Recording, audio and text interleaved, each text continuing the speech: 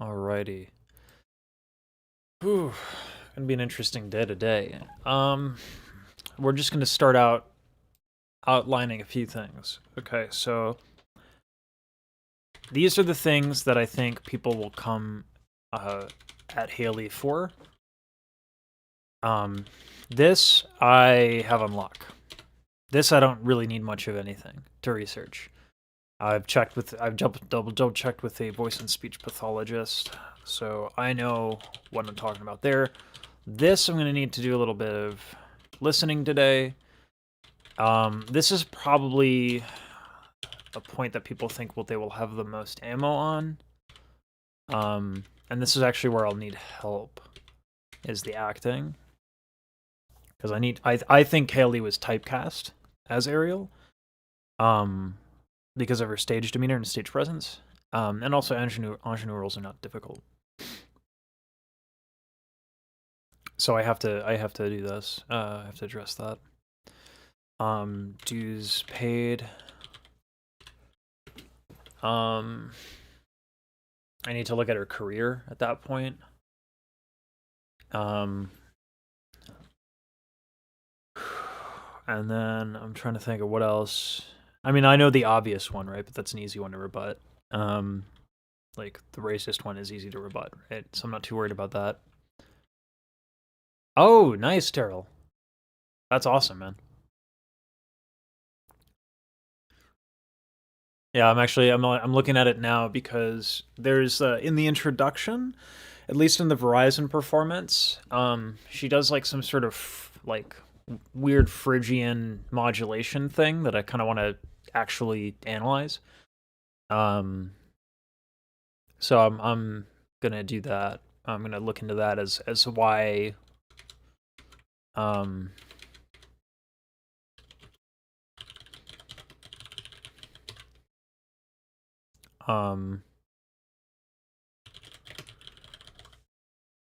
So those are two theory terms. One is more typical in jazz. The other is more typical in classical. And she actually, Cool People, Halle, actually introduces both, which is really cool. And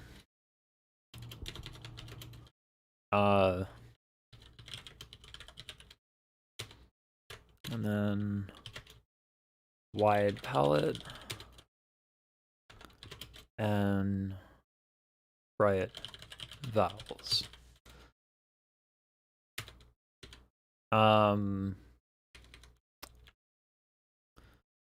So presumably 2 with blending.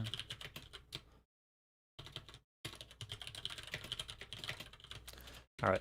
And then acting, this is the one that is going to be tough. Like, I need to learn more about who she is. But I guess I'll start by just going through the musicianship stuff. If you look at their new track, Hazy, Halle does one of those siren-like vocals that I feel are perfect for Ariel. That would be good. That'd actually be really good to do. Yeah, I do need specific moments on the technique. I can't just talk about it. To do this, try and check out Unforgettable Enchanted Fall Moon, say something. That's a lot to check out. Like, I do enjoy listening to their music. I think what I want to do is, and I've said this before on a live stream, and I need to just do it. I'm going to make a Discord event where we can all just kind of like listen to stuff, and y'all can just kind of plug stuff into like a watch together kind of thing, and then we just like all are on voice chat and we all are talking about this stuff, because I don't know, I think that would be a really nice thing to do. And yeah, I don't want to talk at a camera all the time. It'd be nice to kind of take a back seat and let you all talk about and gush, so I can kind of appreciate y'all and y'all's taste as well. But yeah,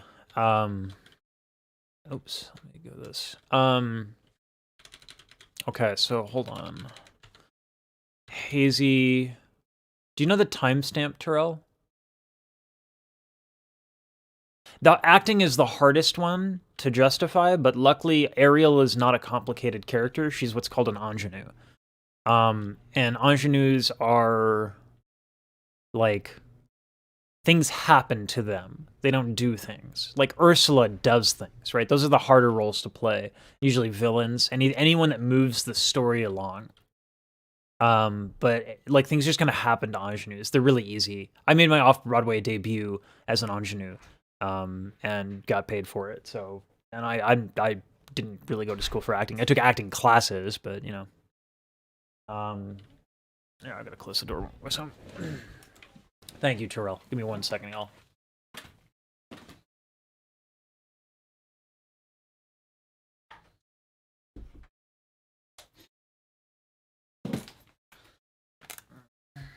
Acting is, or sorry, comedy is actually the hardest to act well, though.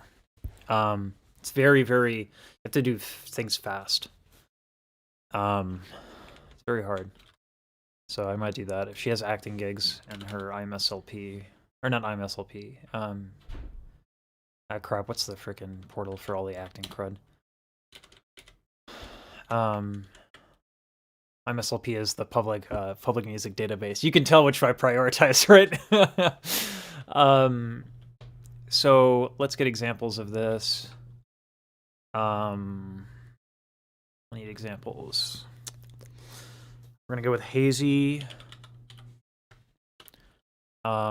even scale, and if it's a siren, that's gonna demonstrate even scale and range. Ariel has a very high range. Not everybody can do that. Belting. Cool people. Oh, you know what? I'm gonna make 5. I'm gonna make it artistry, and I'm just gonna use the moment of a viral tweet. Artistry. Yeah, there we go.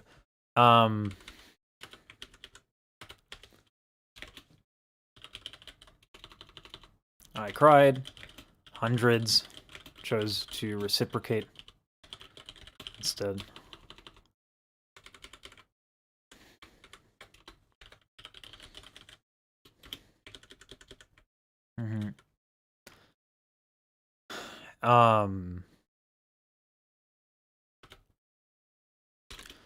She moves.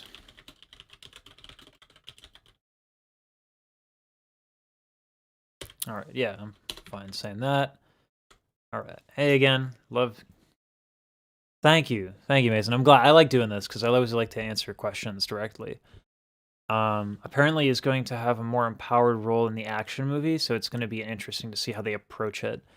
Because I haven't seen the movie, I kind of have to operate with the Disney cartoon version, and I just have to kind of like make that the thing that I talk about. Like I imagine that Ariel will have some more empowered choices, but she's still going to be an ingenue. Yeah.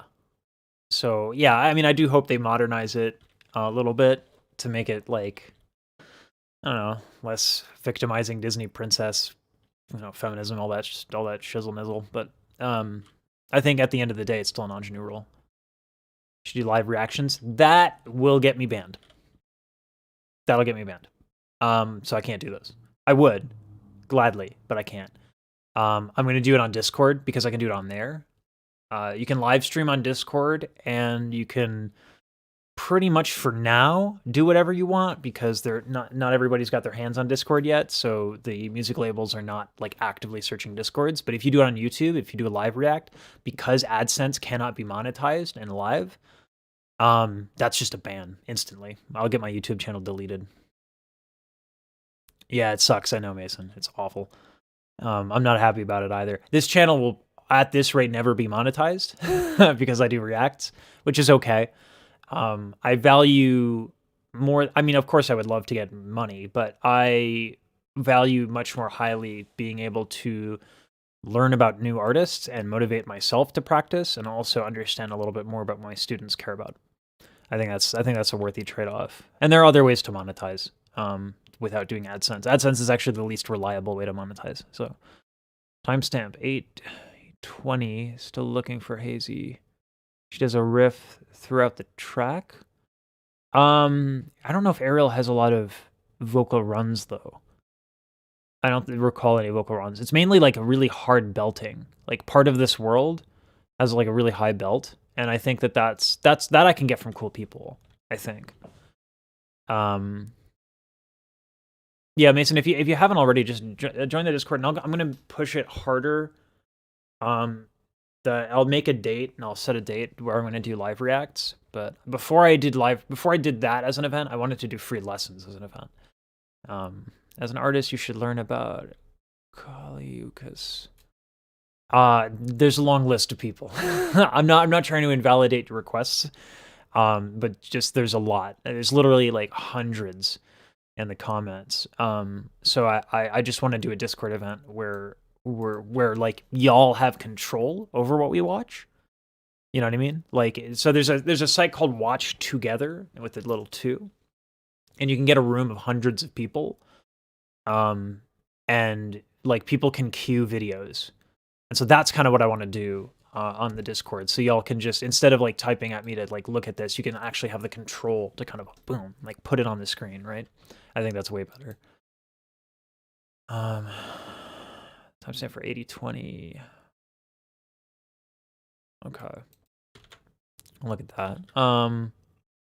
Let's look at let's get a little music theory going on.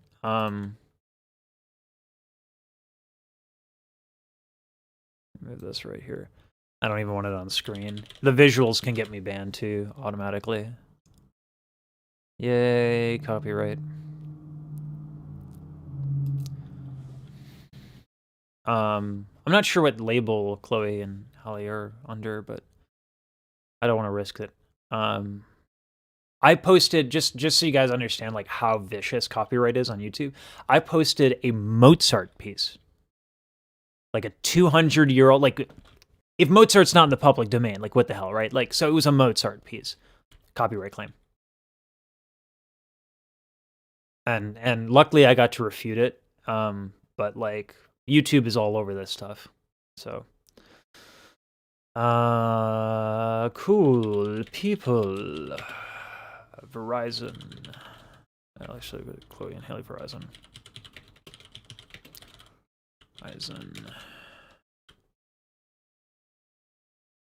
And I have desktop muted. I'll make sure yeah, desktop is muted. For belting the first few seconds of her tribute to Aretha Franklin. Now that's a powerful statement, right? First few seconds of Aretha Franklin.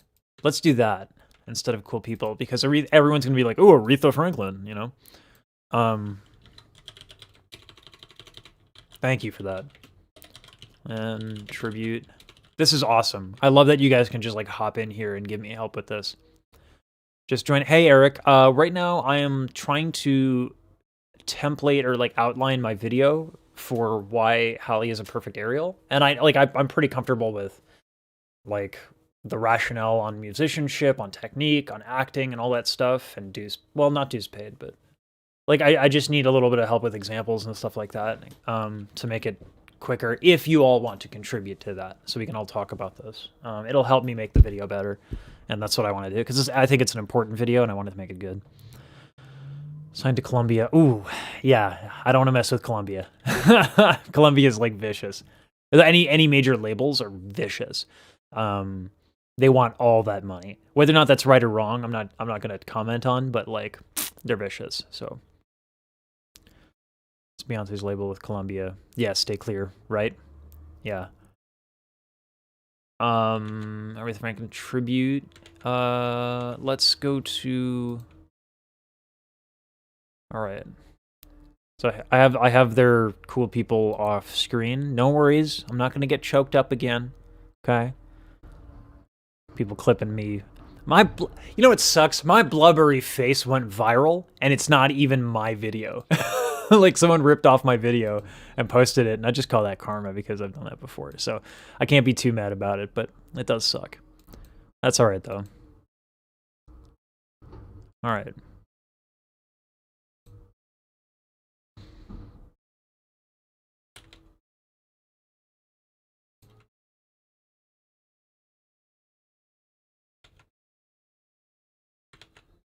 Where is the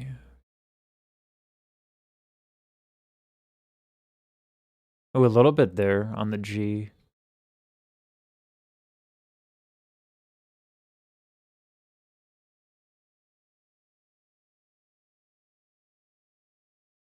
I've seen things in my retina.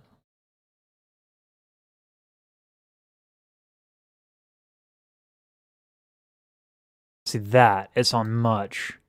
Do do do do do. That is like a mode mixture or a secondary dominant. I'm not sure which. I have to think about it. So I think we're in the key of G. Let me just double check that. What time so does that happen at? Let me actually put the link in there. It's like, okay, 3242 basically.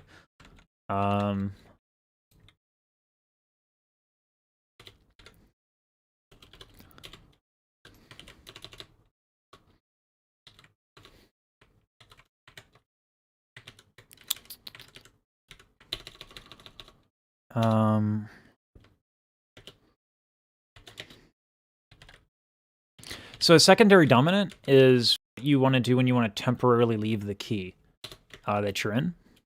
It is at a collegiate level taught in music theory 2 generally. And so it's usually taught to people who are paying money to be educated at the age of like 19. Because theory 2 will happen either the next semester or the or whatever. So we're talking about people who are educated, who are getting college degrees, are running into this at the age that Halle wrote, and Halle and Chloe wrote the song at. So to me, that like demonstrates, like incredible musicianship. Like they're just on their own, doing their own thing, and they're doing things like secondary dominance at the age that they would be learning those things if they got a college degree in it.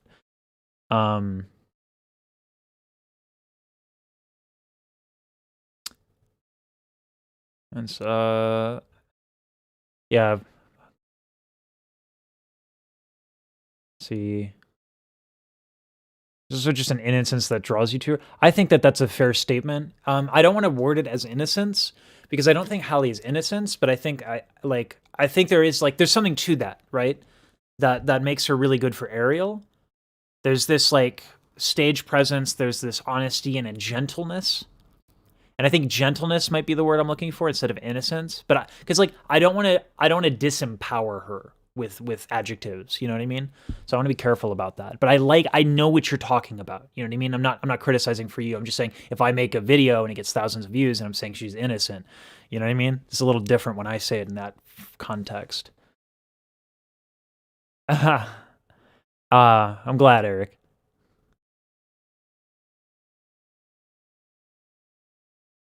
That's awesome. I'm glad you're learning. Sound ethereal, which is perfect for Disney. I feel like I guess Ariel has that moment where she's right, and that kind of matters too. So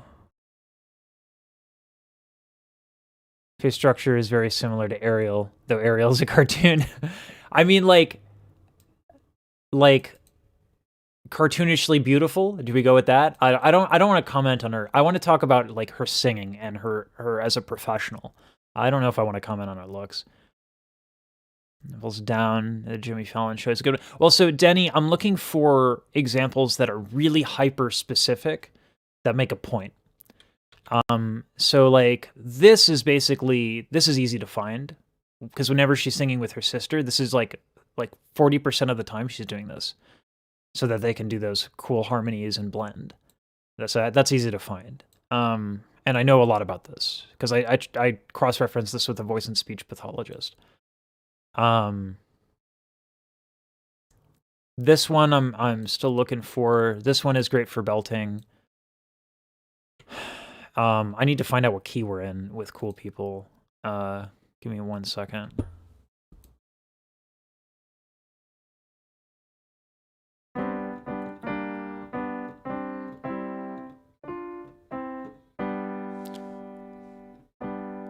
I don't think G major is the right key for that at all. Right? That's not where that's... I don't even think it's a 7th. This is like it's almost like in a minor. I don't know if this chord sheet is right. I'm gonna...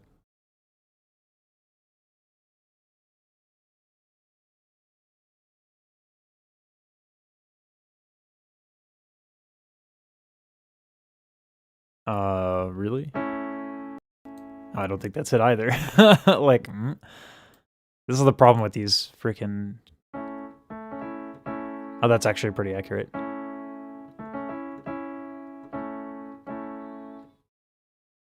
Okay. So, hold on. I just gotta find out, like, is it a mode mixture or is it a secondary dominant? Either way, a mode mixture is theory 3, usually. So that would be really cool.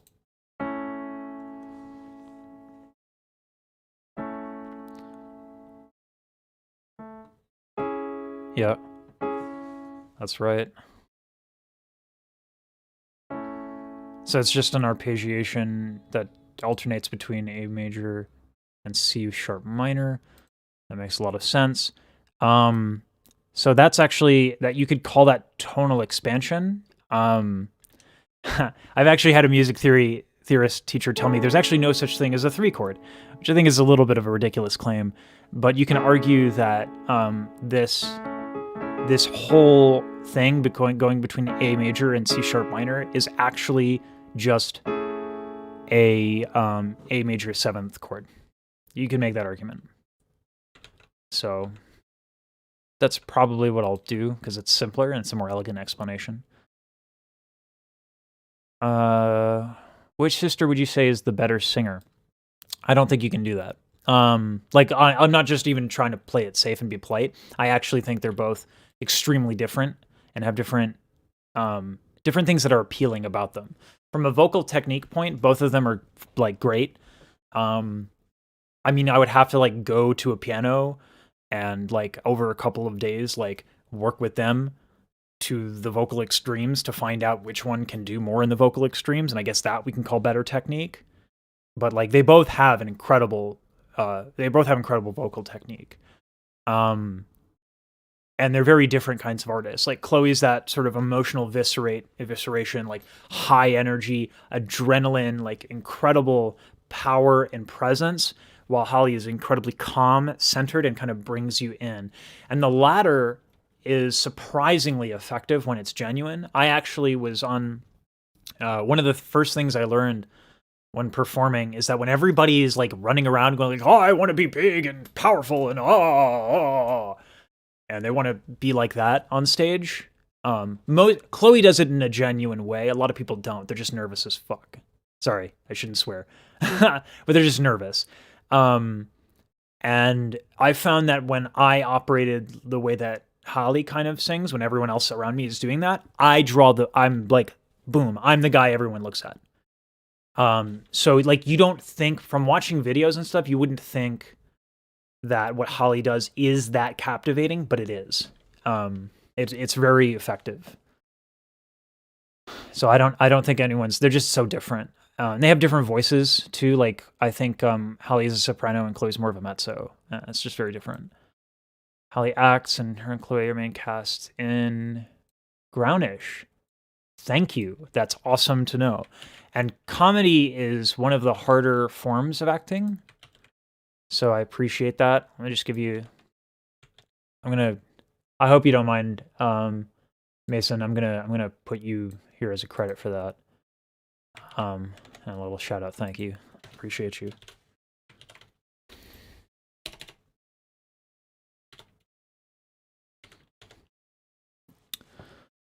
There's also fragility to it, but it's incredibly controlled. Her timbre, it feels like it's from a different time. Maybe that's why it tends to lend itself. It is kind of from a different time and aesthetic. One of the singers that I think is incredible is Maida Robin. And I actually might be able to play the footage from Mado Robin because I think it's in public domain. But Mado Robin is, there was a style of classical singing for women where it was very high larynx, very bright vowels, and the emphasis was more like sounding like a bird and singing like a bird. That fell out of favor recently. Now people prefer in classical music that people have like the lowest larynx possible, and so we've hit like another extreme. So people end up going flat a lot, and there's a lot of problems with that. But anyway, yeah, it's very old school, high larynx stuff like that. But like she can do otherwise. She doesn't always do that. She can do otherwise. But she chooses to do that, I think, to blend with her sister more conveniently.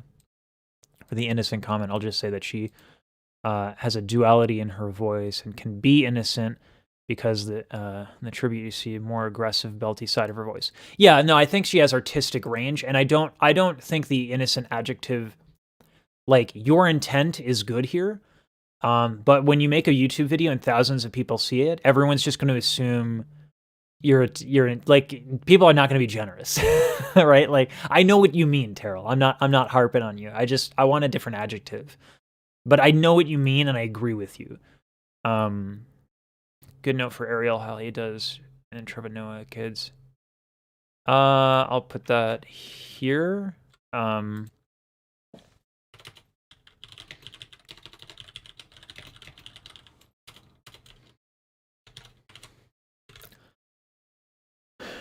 the down performance, Halle was great. You probably could find whatever you're looking for in that. But they had a 30-second intro where they really showed off their vocals. I feel like they show off their vocals everywhere. like not. I'm not trying to shut down your comment. I'm just trying to say, like, I think they're like, I haven't heard something that's unimpressive. Like, I feel like every 30 seconds I listen to them, there's something really impressive. The down intro.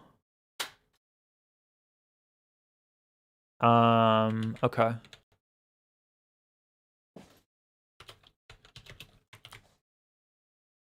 I might be able to find out why that is. Let's see. Yes, shout out. When did you get into Chloe and Halle? Just wondering because I'm disappointed I hadn't heard them sooner than I did. I got into them because people recommended that I check them out. I have had my head under the sand, and I've lived under a classical music rock for like 14 years. It's all I've done for the last 14 years. And so I had a lot of opportunities to get help for little to no cost. And I got scholarships and all that stuff because I got all that help. So I kind of had this little bit of survivor's guilt. So I wanted to help people for free. And then it's weird. Like, I went to Reddit and I was like, hey, I'll help you for free. And everyone's like, you're terrible. You suck.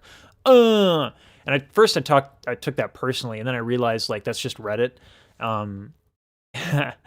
And so I don't know. Like, I tried, some of my students were like, try doing React videos. They're very popular. Here's a couple of people to do. And then I did that, and then voila, okay, that worked. So, if that gets the message out that I'm trying to help people for free, that's totally fine. And I love listening to great artists. So the answer is, like, maybe 2 months ago. They're like, yeah, I haven't been listening to these artists for very long. In fact, I was mispronouncing Halle's name, like, a lot in the beginning. So doesn't mean I don't appreciate them, but I'm very new to it, for sure. Meeting the Browns as a child? No, I think that kind of experience matters. I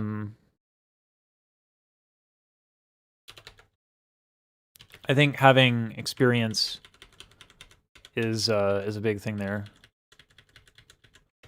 That was Terrell contributed to that. Thank you, Terrell.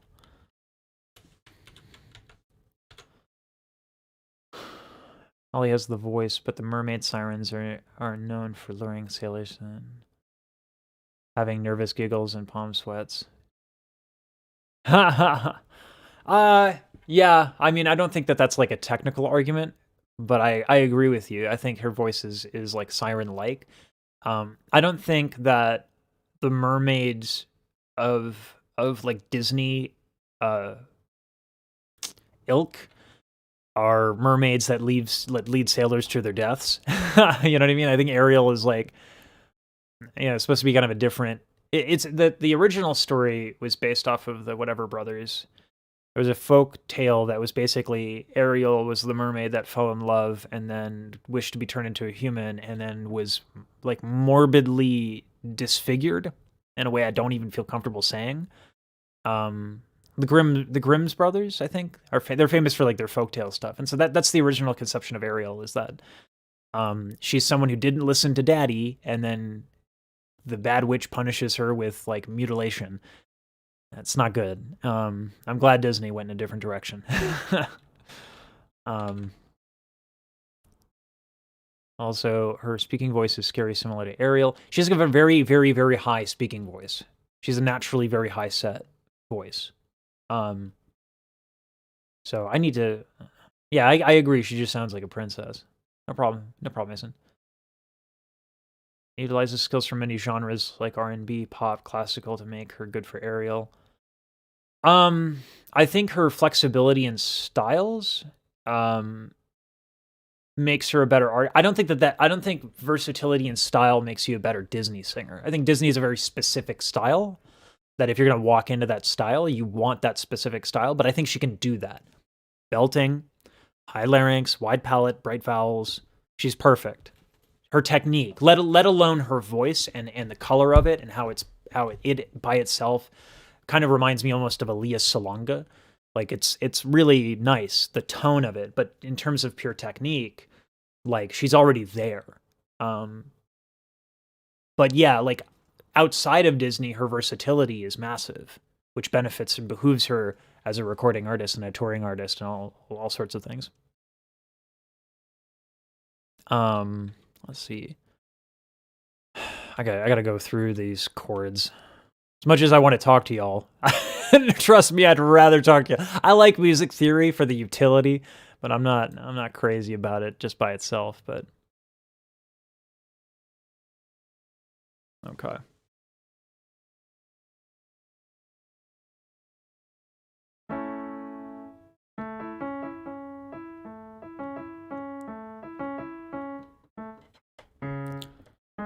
Oh, that's inverted.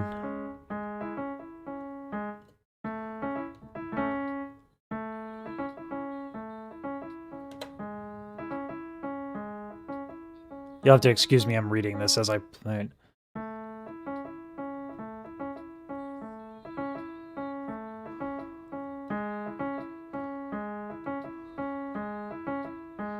And then...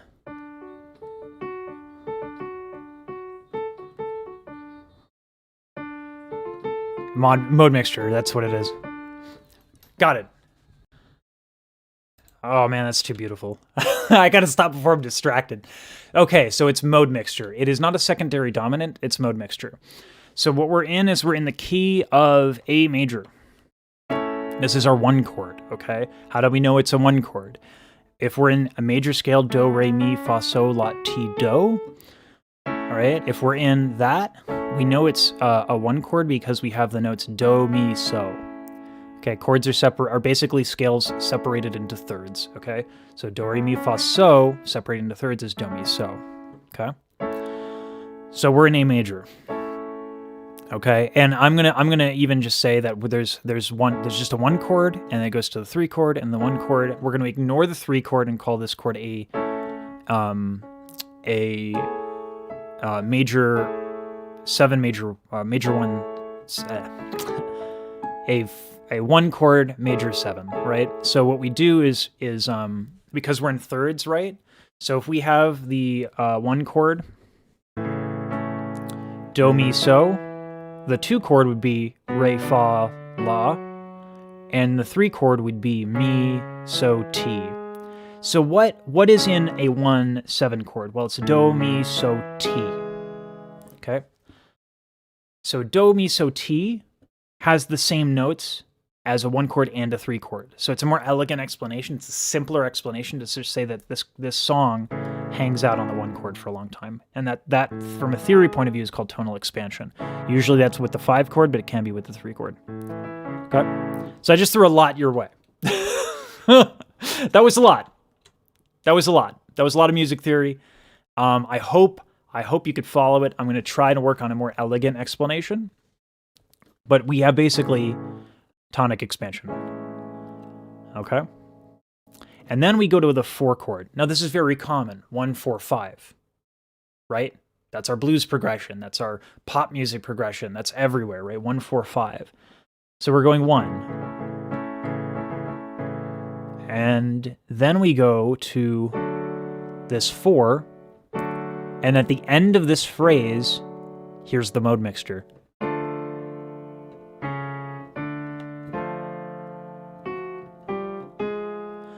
And then what she does here,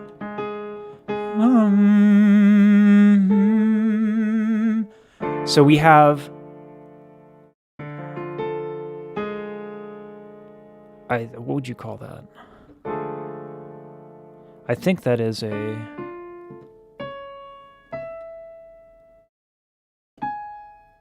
a 13 chord,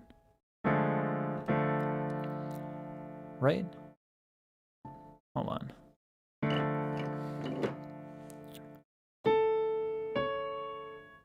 Let's see. That's 9.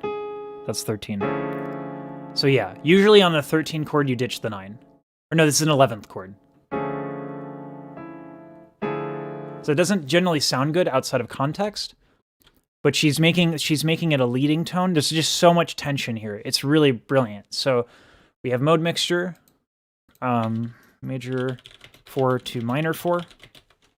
And let's actually get our proper Roman numeral theory Johns going. So we can make this more succinct. We have this to this. So that's our Roman numeral stuff, right? So that's a 4 in Roman numerals, and this is a minor because it's capitalized versus not capitalized. So that's how we denote music theory, major versus minor.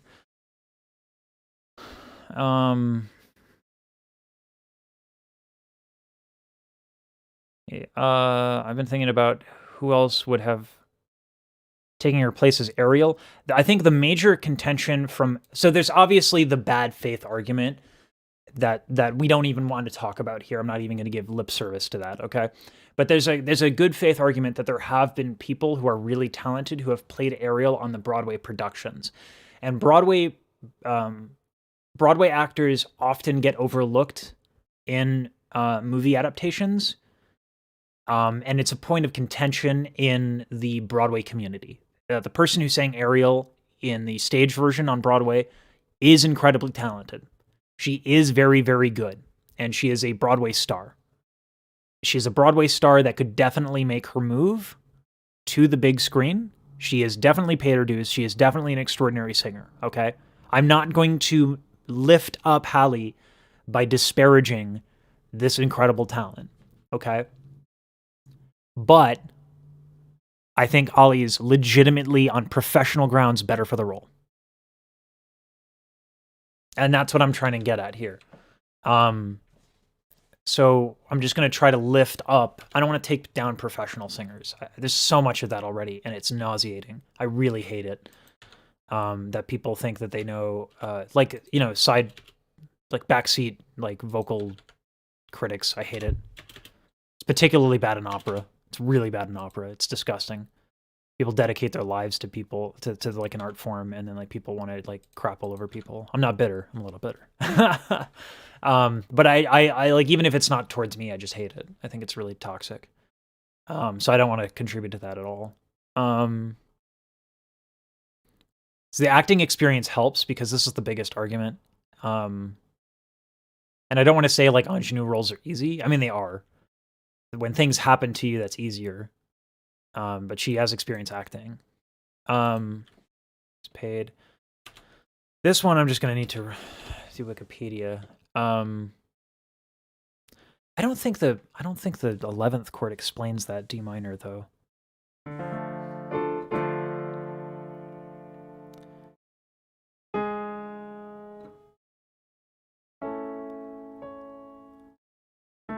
It's beautiful. So if we have what is in now the 5 of A is E.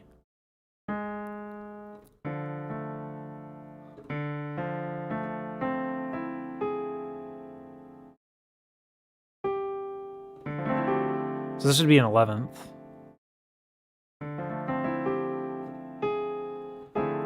So it's D minor sharp 11. That's very jazz. So I think I'm going to go with that explanation instead of a secondary dominant. I could. So music theory, there's a lot of different ways to explain things, all right? What theory is, it's an attempt to explain music. People like to superimpose theory on music. No, theory is the servant of music, not the other way around. All right, theory follows the music. We don't impose theory on music. Theory is not an authority, it's an idea that we use to try and communicate musical ideas. It's a structure. It is not an authority. People like Ben Shapiro saying hip-hop is not music because music theory are ass backwards. That's the cart before the horse, and that's ignorant for so many reasons. That's a video unto itself, okay? Theory is something we look at when we want to try and explain something. So what did Halle write? Did she think of this as a sharp 11? I don't know. Right? Did Mozart think of his stuff as a dual canon? Probably, because he had that training. But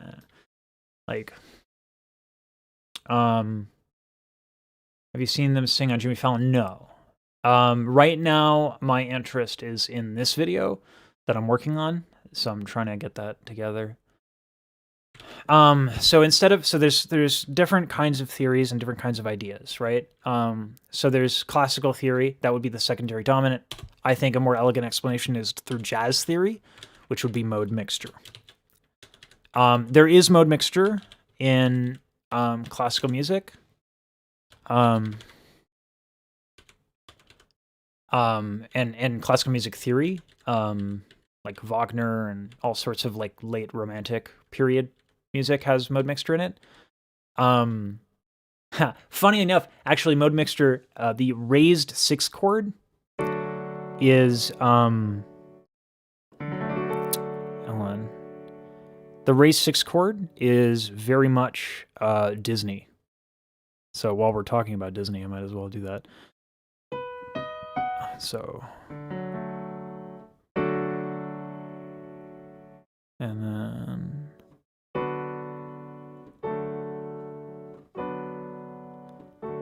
right, doesn't that remind you of Sleeping Beauty? That's the raised 6 chord. Oh wait, no.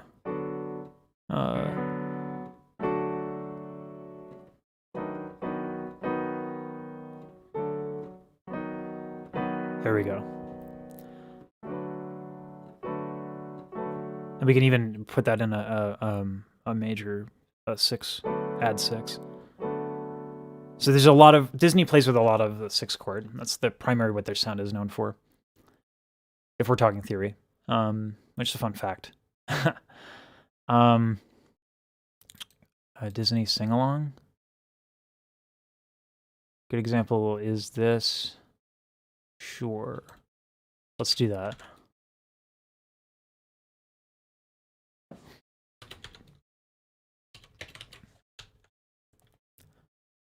There's a whistle tone in a cover they released. I'm not sure if that's her. Well, Ariel doesn't use whistle register. Whistle register is always impressive because you're tilting a third piece of cartilage to make it happen. It's like a cool little trick. But it's not there yet. Listen, boy, I would do it live. I would go over all of these suggestions live, except the second I do that, I'll lose my YouTube account. You can't have like reacts live, which really sucks. And so I'm in my description, there's a Discord. I will somehow, some way, at some point in time, yes, I know that's vacuous. At some point in time, I will do live reacts over Discord because for the moment, Discord is safe from the music labels. It will not be forever. I want to do these reacts with you all in a voice chat, which we can do on Discord, and we can actually watch. There's an app called Watch Together where we can all queue different reacts, and then we can just do that, and it'd be amazing. I think that would be the best format. To do that, because I would love to just sit there and be gifted all of these amazing performances, right? I'd love that. I just can't do it on a YouTube Live.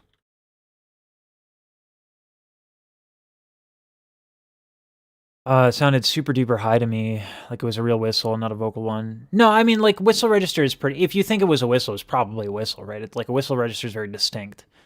It's just not... It's not pertinent to the Ariel thing, but it's cool.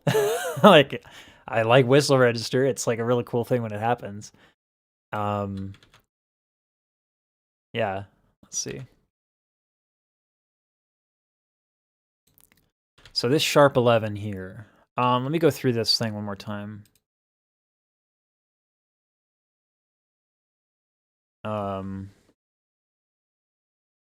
Because it's how she, from the vocal line, gets to the sharp 11 that makes it really interesting and compelling to me.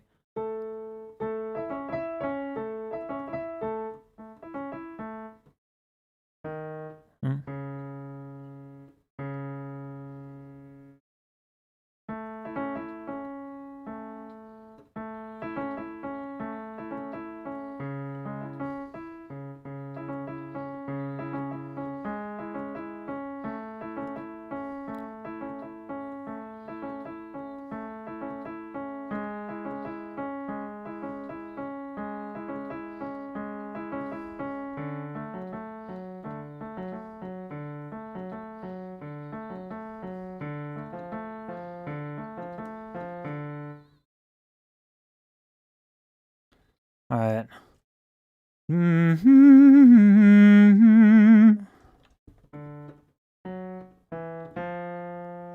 So she gets... Oh, man. Okay. This is really cool. So she...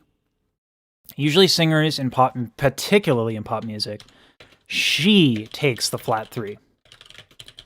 She is in charge of the modulation. So, okay, when we have a harmony that changes, we have to have... Usually an elegant modulation has one note change, right?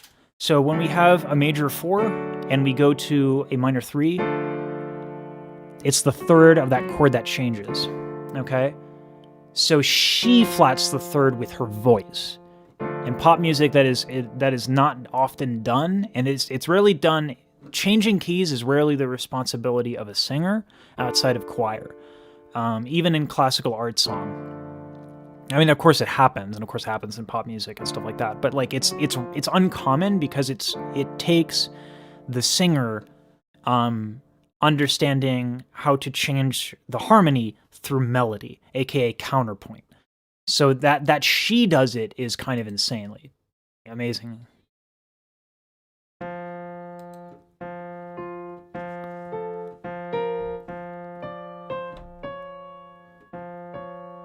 Is that a leap of a what? Like, what?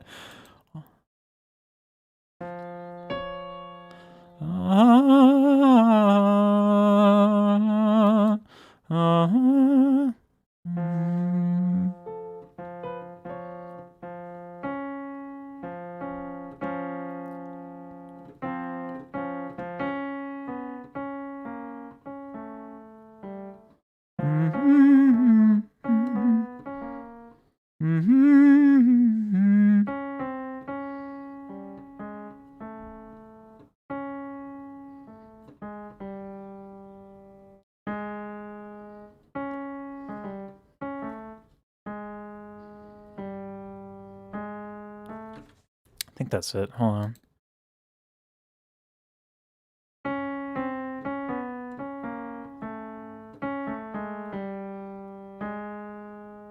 Is it a minor second or is it a leading tone?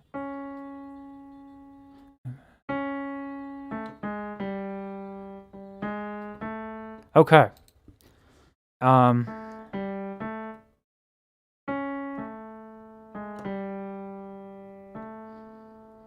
Whew.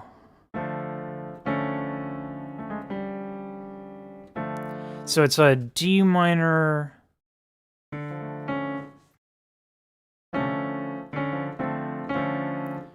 Okay, wow. D minor. So it's not a sharp 11. It's a D minor major 7. Sus 4. That's so ridiculous. That's like she's like, "Oh, I want options. Let me just get all the options." That's a D minor major 7 sus 4. So she oh man. So this what we have here is basically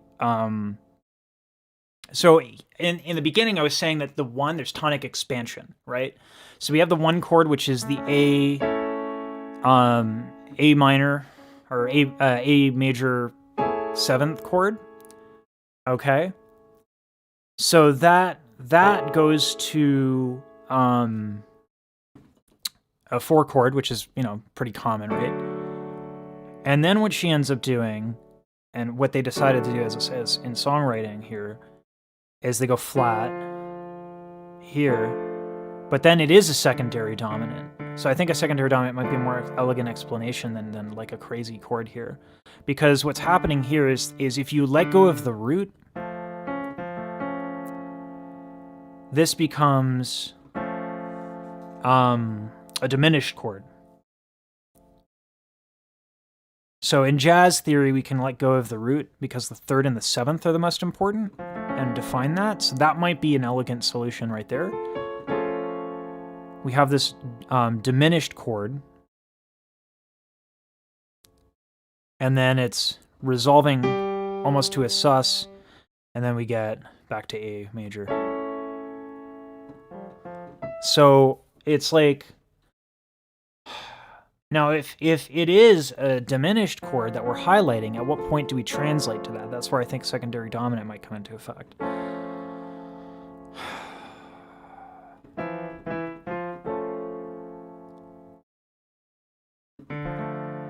So we were on a minor 4.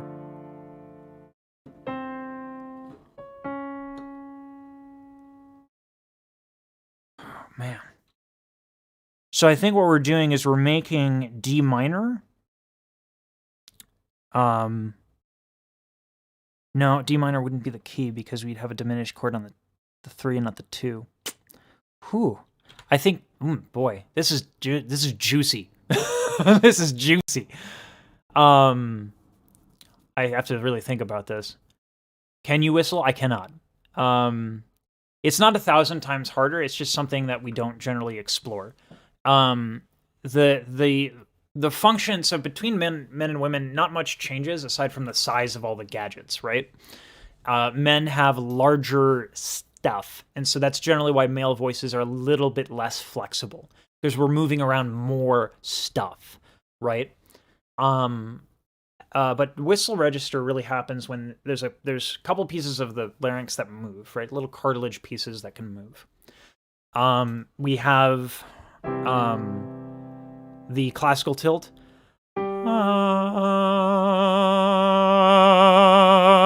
right? When the cricothyroid tilts, and in opera, that's basically tilted the entire time for maximum sound. Then there's the belt. Man, can I don't. It's a new life for me, right? Like, so we have that. That's the belt tilt.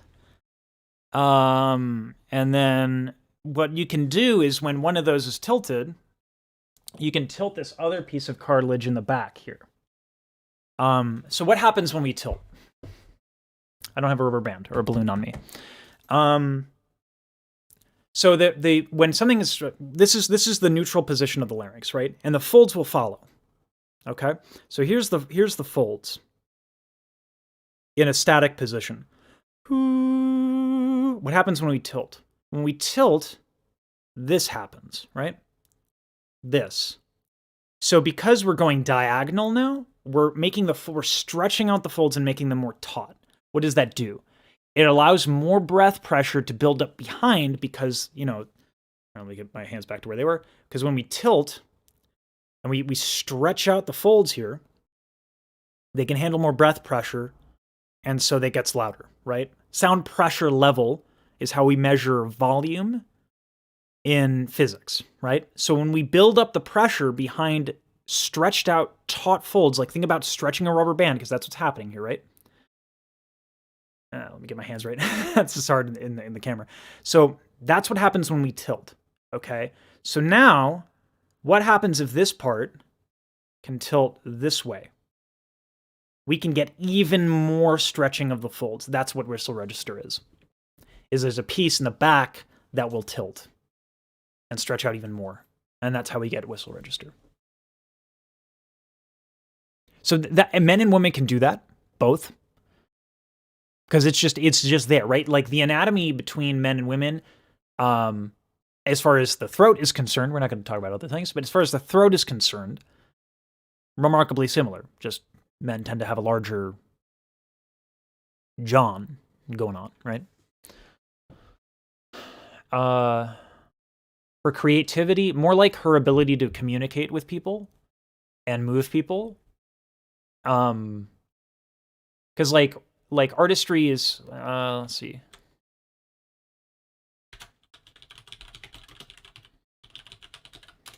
So if we define artistry as ability to communicate, if we think of music as a language, if any of you are like super nerds, Leonard Bernstein has a Harvard or Yale lecture, I forget which one, where he talks about music as a language. So I think artistry is to be able to communicate within a medium, in this case, song and singing. But like, you know, like I've had like paintings, like the Scream painting, right? Like with all the little technique and all that stuff. That's the ability to communicate. That's my definition.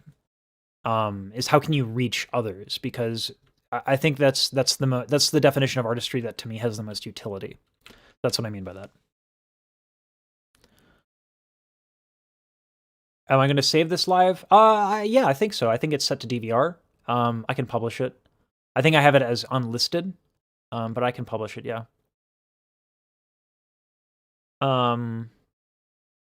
It's a whistle sending my love, and it's also like Chloe, not Halle. My whistle, no. Also want to add forgettable cover to the list. Someone isolated the vocals, and to me it actually sounds like Halle. Sounds like they would have made it just to really show it off. No, I don't know. I think to me, like, whistle register is like a gimmick. Like, I think it's cool. I guess I don't know. Like, I've always had high notes that came to me pretty easy. So like, I like the high notes that I get off on is not whistle register, though whistle register is cool. The high notes I get off on are like super powered, super high, full voice, like that's one of the things I love about opera is opera high notes are like, whoa. I think belting does the same thing for me. I like power because I struggle with power. I have high notes, but I struggle with power. My voice just isn't very powerful.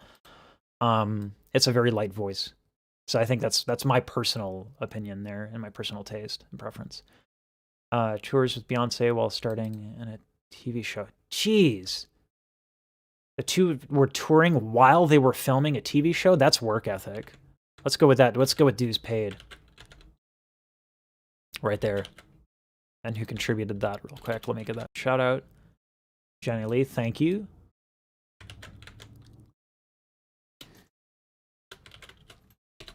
I'm going to put you all in the...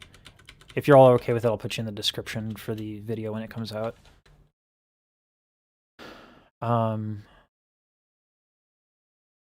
This helps a lot. They were arranging 11 and 13. This helps a lot. Appreciate y'all and y'all's knowledge of them really helps me out here because I'm a noob. Shemaya. What a noob!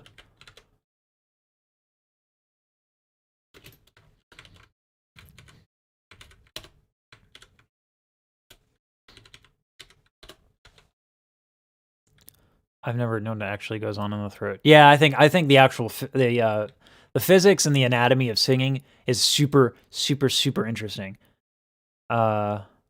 Yeah, I saw an attachment. I ended up I responded to everybody who retweeted with a comment and who did so in a positive way. By the way, out of the hundreds and hundreds and hundreds of retweets, there were like 2 to 3 negative comments. That's it. It's kind of incredible. Everyone was like, "Yeah, no, this is what happens when you listen to this song. This is what happens." It was incredible. It was I've gone viral before on Instagram, which is why my account on Instagram is so large, but also I know in comments because I had I had a couple goofy viral videos. I've gone viral before. I'm not new to it, but I'm new to it being so highly personal. My tears were on the internet for everyone to see, and almost like hundreds of people were just affirming. It's incredible. The fandom of Chloe and Halle are some of the nicest parts of the internet, except for when they talk about which one's better. That's when people go for the jugular. It seems like with y'all, you know what I mean? Like we're all nice and sweet and we love the music, but I think this one's better. And then you get like 100 people turning like, "Excuse me, no, and like, yeah, yeah." That's what happens. It's kind of amazing. I love the passion. Yeah, yeah, it does. Yeah, I saw. I tried to show my boss at work. I was like, I'm gonna be a little distracted today because, and I just kept scrolling and scrolling and scrolling. It's just my face like crying, like ugly crying. I'm showing my boss. I'm like, he's like, "Wow, are you okay with this?" I'm like, "Yeah, because it's kind of funny." So, yeah, yeah. My ugly face, my ugly cry face went viral, Eric. Um, I think as a wedding song, I think it's an amazing song. And Halle for multiple soundtracks. That goes towards musicianship, I think. Um, I'll make a mention of that because that to me shows flexibility. Their songwriting is amazing. It's impeccable. I wish I had a duo. Like Billie Eilish has her brother is a sound engineer. My brother's an engineer. He's a computer engineer.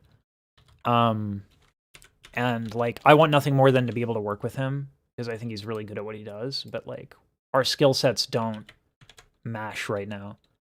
He's making he works at Riot Games, and he's working on a thing that I can't talk about. Um, um,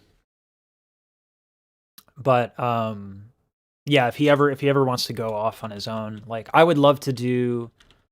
I do voice acting a little bit, and I do know how to make content very quickly, and so I'm hoping that eventually translates in some sort of marketing capacity, and then maybe we can work together. Because when you work with family, you get each other. You know what I mean? Like when I work with my brother, we get it. We get what we're trying to say, and it makes it really easy to work together. Yeah, it's 4K likes and 1K retweets. Like I've never had something so personal. Let me save this right now. Where am I gonna save this? Let's do um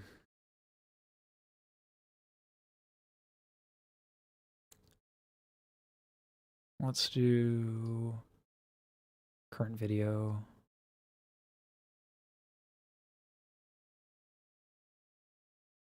Um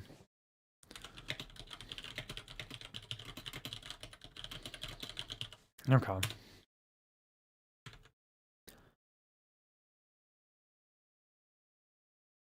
So what I love about this too is like, so let's go back real quick to musicianship. This chord. This chord is nuts. The singer rarely takes accidentals. So this is going to be like an extension of this point.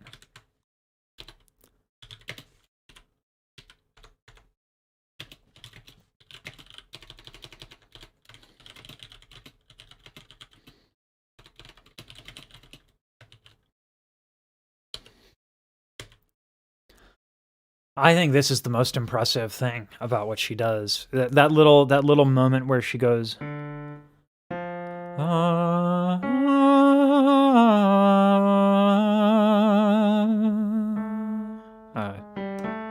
see, even I'm messing it up. I have a degree in this and I'm messing it up.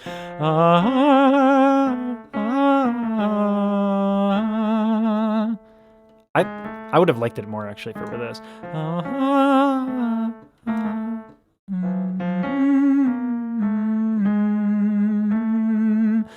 But that's me having classical tendencies, right? Let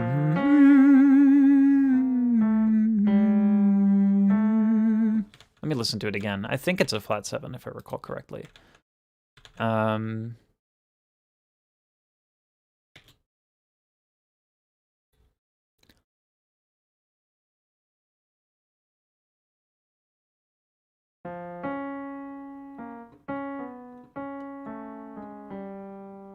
That's why, okay.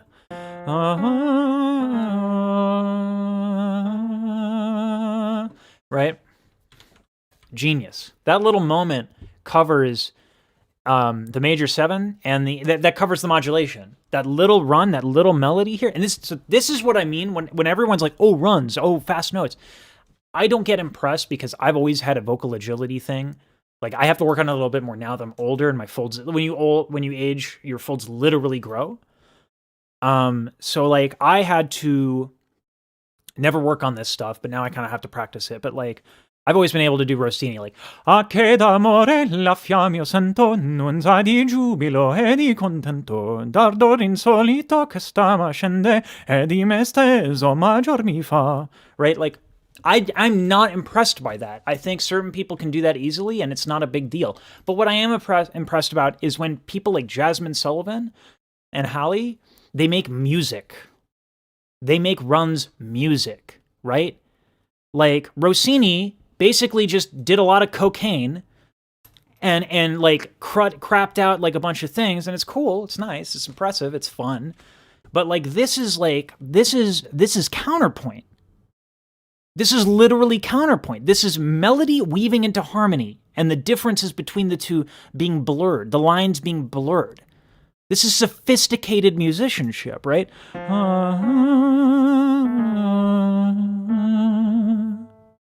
You're modulating there. You're going from a minor 4, major 7. That's dramatic right here, right? And how does this want to resolve? Well, it doesn't want to resolve here. No. A little Lord of the Rings here. Do. Right? You could resolve there. Where else does this want to resolve? This has to resolve. Right? No, this has got to go up. Right? But how does she do it? How does she make it so that we don't have to resolve this C sharp? Well, she brings us back here.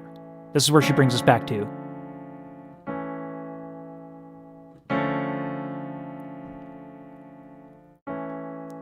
And we don't think of this as very foreign, because what is this? This is a 1 chord and second inversion with a C sharp. So not only have we seen the 1 chord, we've also been seeing C sharp minor everywhere, right? She outlines the diminished chord. She outlines the suspension with her singing to bring us to a different place. She, as the singer, as the person in charge of the melody, dictates the direction of the harmony. That's a power move. And it's cool. Like, that's so cool it could wear sunglasses indoors. That's how awesome that is, all right? That's amazing to me. I think that's really sophisticated. Have you checked out the Chrome version of the album? No. Are fans of Throne songs great? Actually reminds me of the Hazy. We're writing viral tweets about why they should go solo. Another fan base attacks anyone who compares them. Okay, that makes sense to me, Jenna. Yeah, no, I don't want them to go solo. As a do they have individuality? Do they have a lot to offer as individuals? Yes. Yes, they do. Absolutely. Without a question. But as far as a duo goes, I don't think I've ever heard a better duo. Ever. Not even close. As together they are incredible and they're incredibly powerful. They make a wonderful team. I don't think they should split at all. Yeah. People are also bullying Chloe for showing off her body. Those people need to go get kicked in the shin and shut up.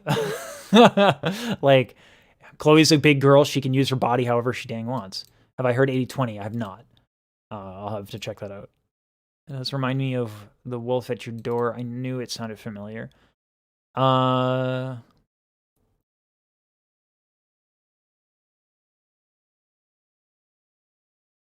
wonder if Halle likes it now. Also, if you want to see them sing their asses off, watch the Grammy performance. There's a lot that I'm being asked to watch. I'm gonna have to actually make like an audio recording of this. We're gonna need to do some Discord event where y'all are in charge of like a video queue, and I have a few ideas on how to do that. I will announce the date for that and like a few videos whenever I can find a date. It'll probably be at the end of next month. Because I think that's going to be a lot more enjoyable to me. I love watching these singers and talking about technique, and I'm glad you all enjoy it. But what would be even cooler to me is if we could all talk about it in a voice chat, and like you all basically get to gush and pick a song, and you know what I mean? I think that'd be really cool. To be fair, I'm sure they've been singing longer than you. They're experts. I've been singing my entire life, and I'm older than them. I think what the difference is in priorities. Like, are they better songwriters? Yeah. Yeah.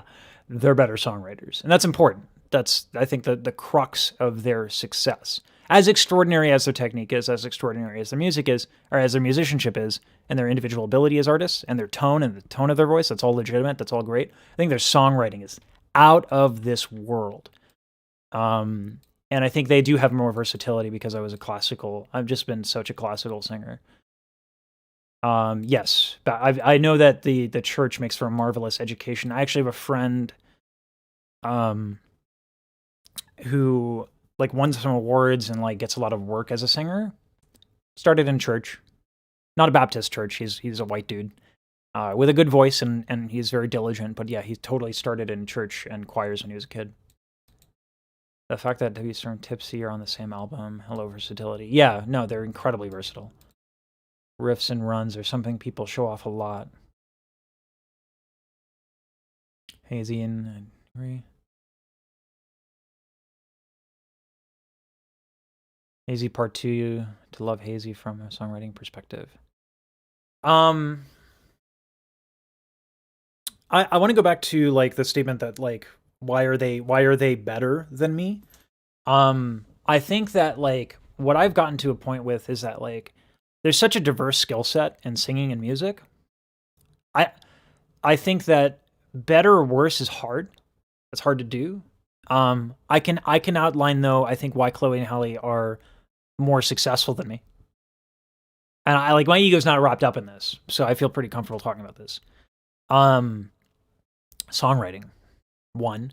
2, I do think looks have a factor in fame and how far you go. And to ignore the fact that they're two unbelievably gorgeous women, you know, I think that's a factor. I also think that naturally the timbre of their voice is infectious and gorgeous. I have my own qualities that are great, but you know, I think their tone is marvelous. And then the other thing, I think this is the most important thing, and this is why I'm talking about this, not because I want to talk about myself. I don't care actually. What I'm about to say, this is if you want to be a singer, if you want to be successful, this right here, what I'm about to say is huge. Being willing to connect with people. Being willing, and this goes back to this.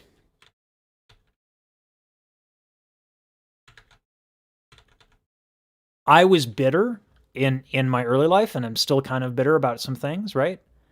And bitterness is not good. That's immaturity. That's what that is. So I have immaturities that I have to work through as an artist. I think their maturity and their artistry, their ability to communicate, their willingness to let people in a humble way without a power dynamic, right?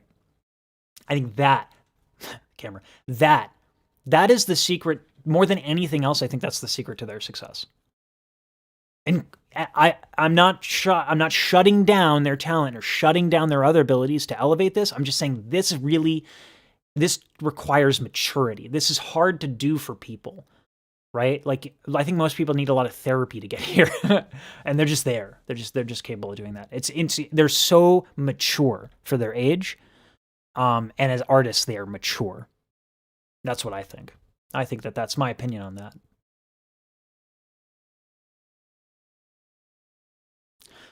Can someone lose their voice as they lose weight?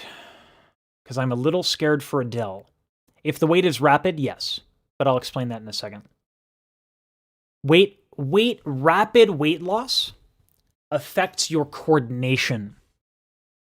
When we, and emphasis on rapid, okay? So people who get like gastric bypasses who are opera singers, there was a marvelous opera singer in the 90s. I forget her name. She did a lot of Wagner, and her voice was like, it was so good. And then the London Opera House basically, like, this woman's voice, when she was a big girl, was some of the best singing anyone had ever heard in Wagner. Best singing ever, okay? And the London Opera wouldn't hire her because of her weight. And so that pushed her to get a gastric bypass, and she lost the weight rapidly. When you are in the midst of a career, you cannot disappear to redevelop coordination. So this is why this happens. And it's why it's pertinent more in opera than other genres. Opera, you have to expand the torso a lot. And if you're used to a certain weight and that weight just disappears and you didn't rework the coordination over time, that will affect your technique. Emphasis on rapid, emphasis on not being able to work through the change.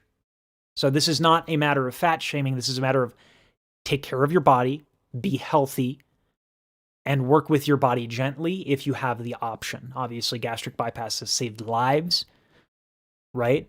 But ideally, this woman would have been able to take a step back from her career and re-establish her technique. Shame on the London Opera House. Shame on them. So,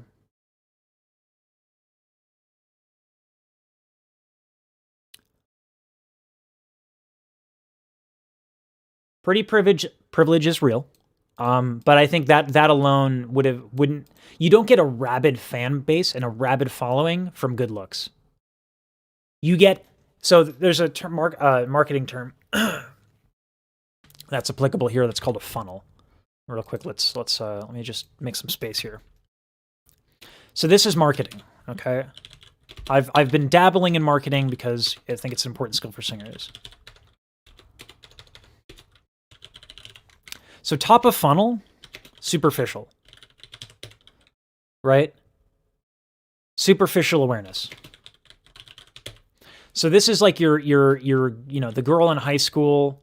Oh, let me bring this up a little bit. Hold on. There we go. So this is like the girl in school that was really popular because she was good looking. Or like, maybe like that person never developed any personality. They just kind of like rode the fact that they were really good looking. I mean, guys are a perfect example too. Someone who's really good looking, or who's very nice, but like too nice, you know what I mean? But in marketing, this would be like top of funnel is a superficial awareness. It's one of the harder things to penetrate with all the noise now today. So like, if someone's good looking, it helps people stop and look, all right? But this by itself will not make you any money and will not make you a career. This by itself is vapid. So you need to follow it up with what? Middle of funnel. Meaningful value and substance. So this is what's popular nowadays in content marketing and marketing in general, is people give value for free, meaningful value for free, right? So the songs that they stream, the music that they make is beefy good, right? That's a beefy middle of funnel marketing strategy. And then the bottom of funnel is where you finally make your ask, your marketing ask, your thing. So like ticket sales, merch. But think of how much they do just here. This is the real reason why they're successful. If you can make your middle of funnel, basically your top of funnel, you're going to have a massive career. If you front load your value proposition, you're going to have a massive career. And if you front load your value proposition and it works for people, you'll have a massive career. This helps. This gets people to this, right? If you're scrolling on the gram and you see two gorgeous looking women, you might click on the video to see what's going on. And that gets you to this, right? So that's why it helps. But let's not mistake their good looks for the reason why they're successful. It helps. It lubricates the wheels. It gets things in motion. But it's not why they're famous, and it's not why they have a following. It just helps.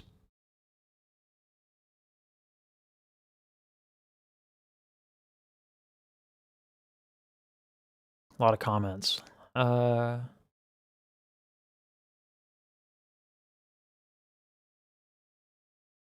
Yes. Terrell with the being involved in the creative process gives them credits in the back end of the industry. Oh yeah. A lot of artists out there are not songwriters, or they hire songwriters. Like, when you can be legit this good at songwriting, and the monetary value of that as well. I don't know what their contract is with Columbia. I hope they own their masters, or at least a part of their masters. Because if they don't, that means Columbia is just raking in the dough for their masters, and they're not getting as much money as we all think. But yeah, when you're an artist that can songwrite, you basically you're really attractive to music labels, because you can then monetize royalties. So yeah, that is a big deal. It's down to earth people, and you can tell they didn't fake it. Yeah, I think that goes back, Dia. This comment is also, they're amazing, down to earth people. You can tell they didn't fake any of them. That goes back to maturity and artistry. Yeah. Jasmine Sullivan lost quite a bit of weight, and she's still amazing. Yes. So just because you lose weight doesn't automatically mean you're going to have an issue. I think it's the rapidness and the inability to take a step back and rework technique that can affect. It can affect something as dramatic as a gastric bypass. And usually the only time I see it affect people is opera, because it's such a big crux of the technique to expand your torso that you end up maybe overdoing it when you lose the weight. It can affect the coordination, but nothing you can't fix. You just need to take some time off.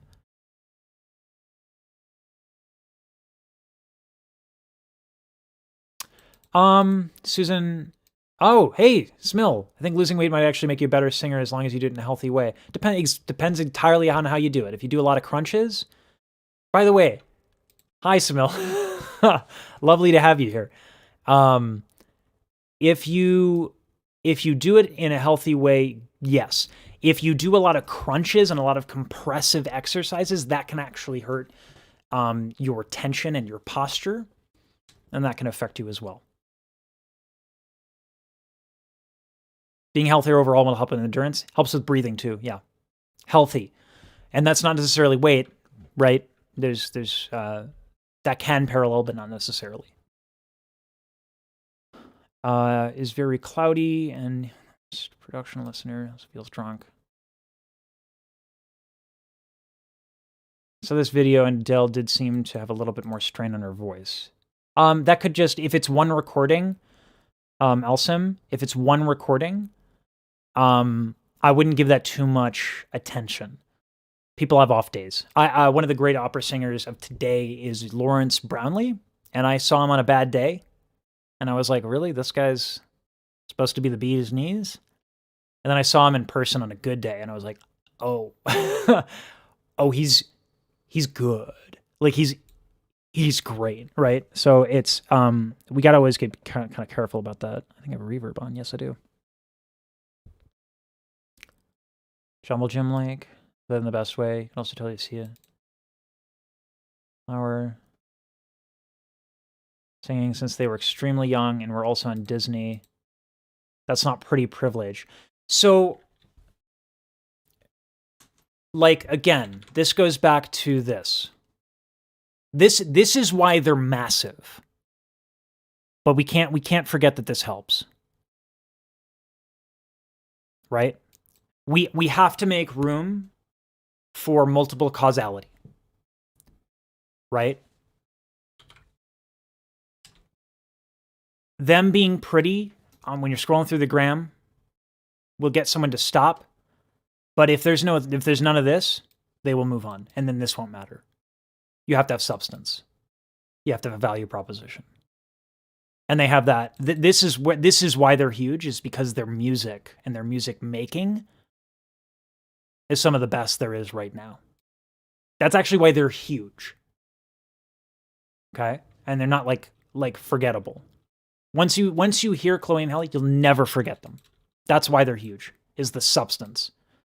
So just because being pretty helps doesn't mean that they don't have substance, doesn't mean that they didn't work hard, doesn't mean that, X, Y, and Z, et cetera, et cetera, et cetera, right? And it's not a critique of them.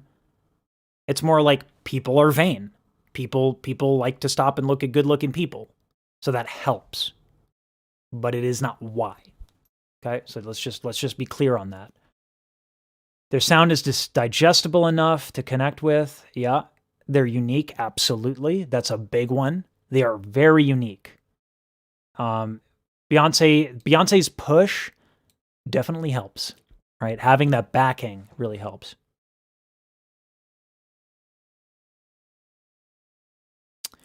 Ali, I think Beyonce had them signed because of how good they were at such a young, at making other songs their own, and how powerful.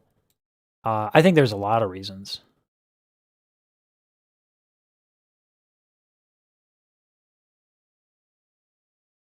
And so, yeah, Shemaya, I would like to look at Tanash.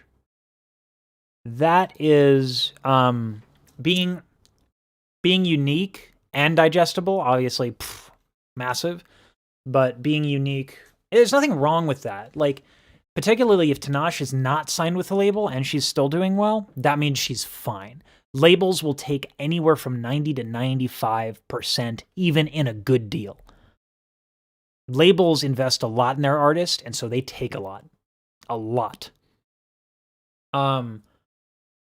Steve Vai, the famous guitarist from the 80s and the hair metal days, had been on a couple platinum albums and was recognizable and had been in movies. But it was his self-produced and self-published gold album that gave him FU money. That gave him retirement money. If you sell 20,000 copies and it's all yours, it's all your cut, that's better than selling 20 million with a label. Because the label is going to take that much. They invested in you. They want their ROI. They'll take it. Oh, they will take it. So if Tanash is not signed, oh, sure, label did it wrong. Okay, so she is signed. That stinks. Anyone here trying to be artists, do not get signed until you have leverage to negotiate and know what you're looking at. Like, get a lawyer. Don't sign a thing from Columbia Records until you have like 3 lawyers look at it. Spend the money.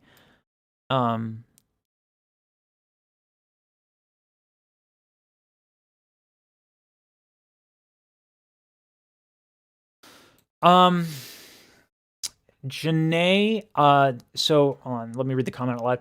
Beyonce signed them for their talent. They have a record label for 6 albums, and that's how they fund their project. They do have access to her resources, stylists, etc. Generally, the way that music labels work is they'll front money on a loan basis, and then if you don't make that money back, you actually owe the music label money. It's basically just a smidgen better than a bank loan, and it sucks.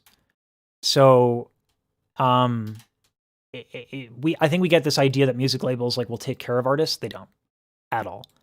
Even if it's Beyonce's label, I'm pretty sure that like there's just a way that this business is done, and I'm sure that Beyonce treats them way better. And I'm sure because they have all the leverage in the world at this point. Like they have a rabid following. If they left the label, the following would go with them, no problem. So I'm sure that Chloe and Halle get a way better deal, and I'm sure that Beyonce gave a fair contract.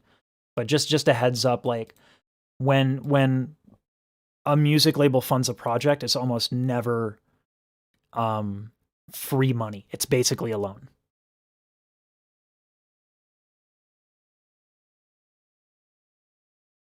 Justice for Tinashe. Yeah, for sure.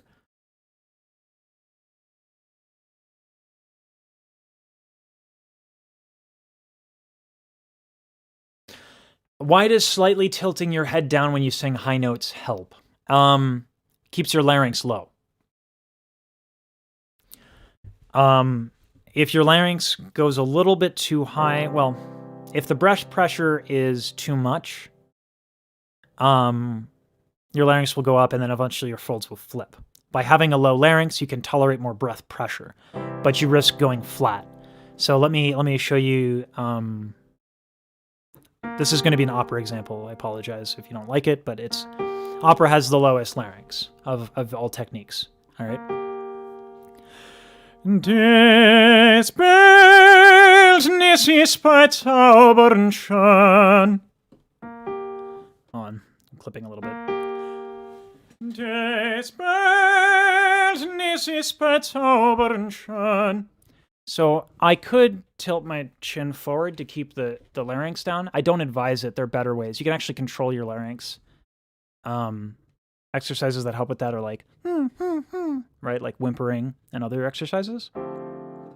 You don't want to force your larynx down. But I mean, if it doesn't hurt and it's how you're doing it now, it's not wrong. Maybe it's not like perfectly efficient, but if it works for you, do it. That's fine. It is a way that can help. Older music. Tinashe is independent now. Good. Because Tinashe is about to make money. If you are a niche artist, do not sign with a label. If you know you have a very different sound, do not sign with a label. Or sign with a label on a timeline. So like a 2-3 years, you get their push and then you get to walk away. As long as you make sure that the contract doesn't leave you with a ton of debt if you don't fulfill your end of the bargain. So Tinashe being independent now, she could have a quarter of her following. She could have a quarter of her following and make 8 to 10 times more money as an independent artist. Be careful when you sign that stuff away. I don't think that IKEA was where Halle really shined. Oh, Chloe took more of the forefront. I would need to listen to it a little bit more.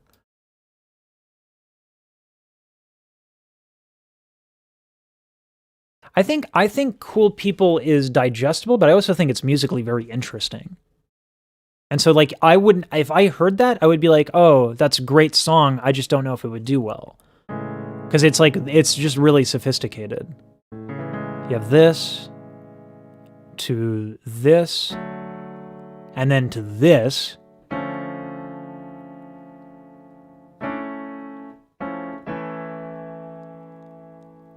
And that's the first verse. That's harmonically very interesting. It's very juicy. I would not have thought that would be a major hit.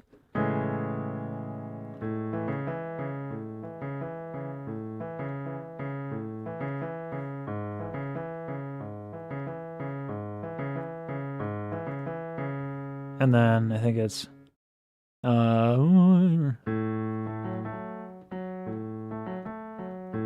yeah.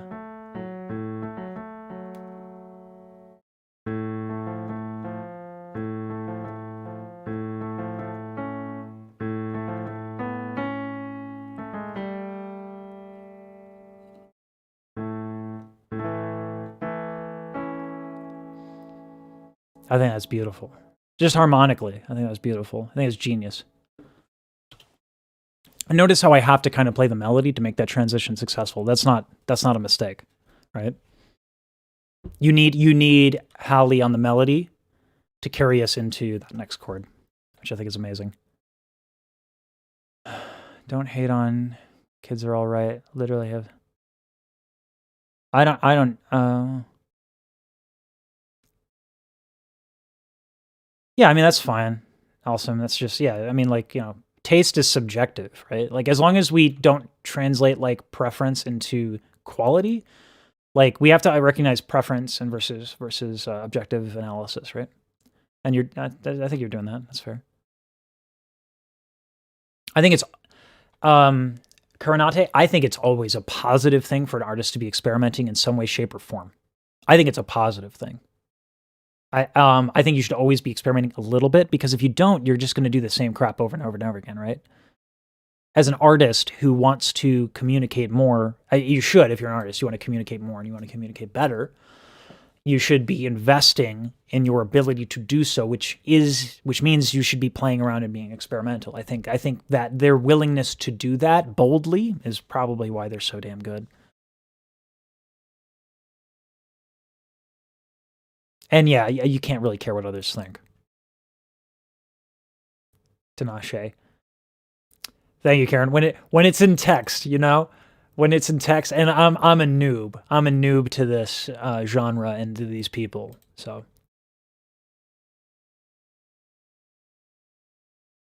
Ali, I think we can't know that. It wasn't experimental to them. That's just them. I don't think we can know that.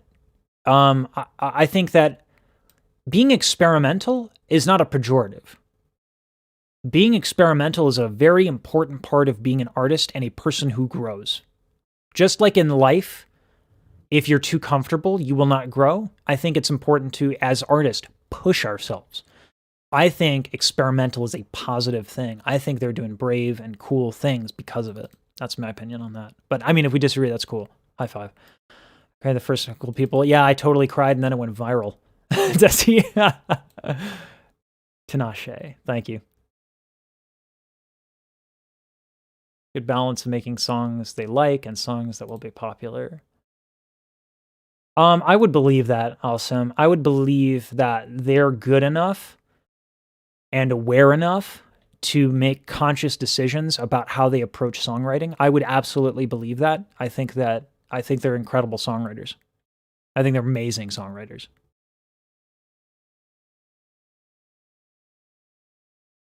They have a dope song on the Game of Thrones soundtrack. Oh, that's cool. I didn't know that. I'm putting that in my musicianship stuff.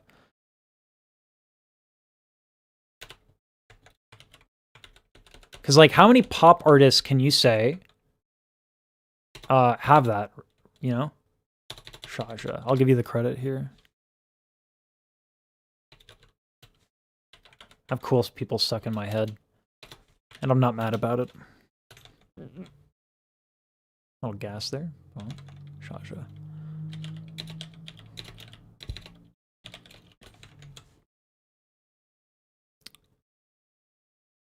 By trying to make her a pop star when she's not. But the thing is that a music label only gets ROI if you're a pop star. Like, that's the gamble they make.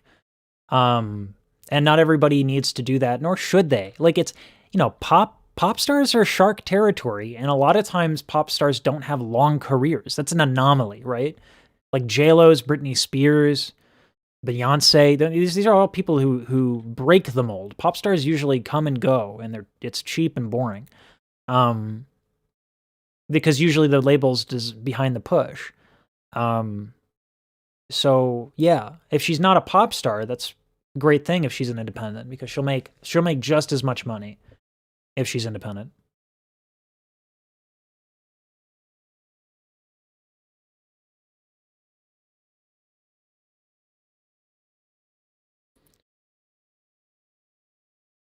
Every time y'all say the kids are all right, I immediately go to Offspring. As if that dates me. I think that dates me a little bit, but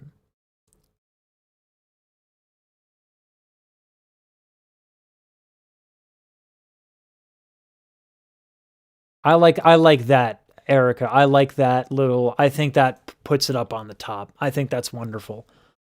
The album was diverse and refreshing. I think they, as artists, are diverse and refreshing. I think that that's a very appropriate set of adjectives for them. Diverse and refreshing. I like that.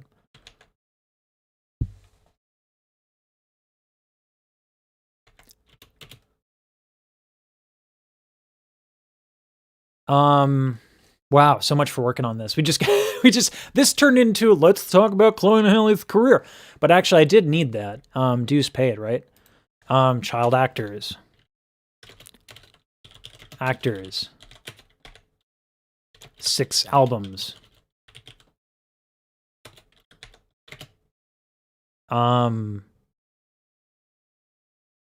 Touring with Beyonce. Like, so the big thing, this is the argument that people are going to make from the Broadway world. They're going to be like, there was a really good Ariel on Broadway. Why isn't she getting cast instead of this pop star who's getting cast just to boost sales? Which I'm actually going to put in. This is going to be secretly a 6 reason video.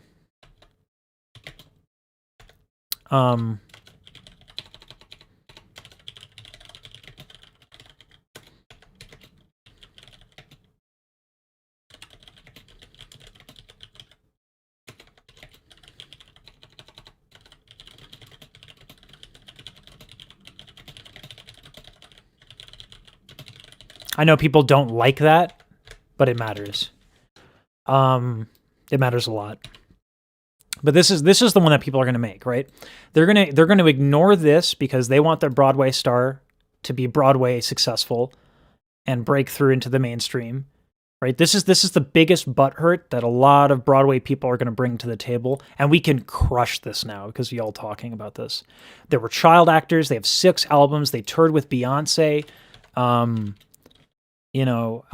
They were ghost writers or songwriters for others. Like workhorses. These girls are workhorses. Let's not workhorses. This is kind of a weird parallel. Their butts off. They are hardworking women. Hardworking women. The amount of hours that they put in to get that success is not easy. So that's important. Cool. It's a really helpful stream. I appreciate y'all just like talking. Me just reading this in real time really helps. Okay, 2 albums and 2 mixtapes, not 6. 2 mixtapes, touring with Beyonce, ghostwriters and songwriters for others. Game of Thrones.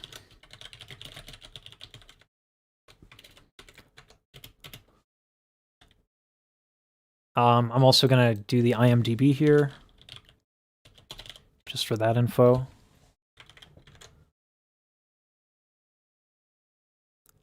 Huh. Well, if that isn't totally appropriate. Fun fact, Chloe played young Beyonce in a movie. Nice. Mixtapes, EPs, yeah. Let's do EPs. EPs are legitimate releases. And in a day and age where almost everybody just releases singles right now, an EP and a mixtape.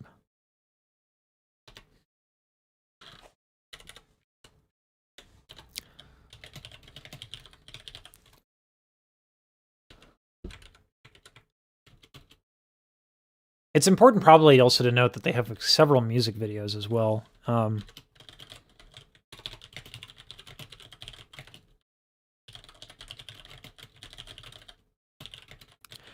And this is going to be the biggest one right here.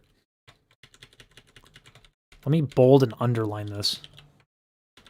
On camera. The Broadway performer is not going to have camera experience. They will have stage experience, which Chloe and Halle also have. But a Broadway person, the way you work a camera is very different. Who's the guy from Greece who played he went on to do a lot of film. Hold on. Oh my god, I'm forgetting the name. Yeah, hold on. Yeah, back. They.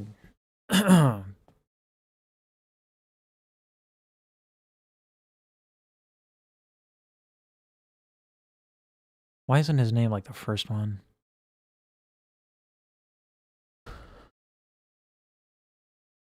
John Travolta. Wow. John Travolta on camera, like when he was doing the Broadway like thing of Grease, that was fine, and that worked. But John Travolta is not great on camera. When he plays like a straight actor role, his movements are really big and exaggerated, and they're not really appropriate for the camera. It's kind of a weird thing. Like he's acting like he's acting like it's for like a really big theater, which is great on stage. But if you don't have camera experience when you're acting, that's a big deal. So Chloe and Halle doing music videos and being on camera a lot and being on social media a lot, that's really, really important. And she has that legitimately over a Broadway star.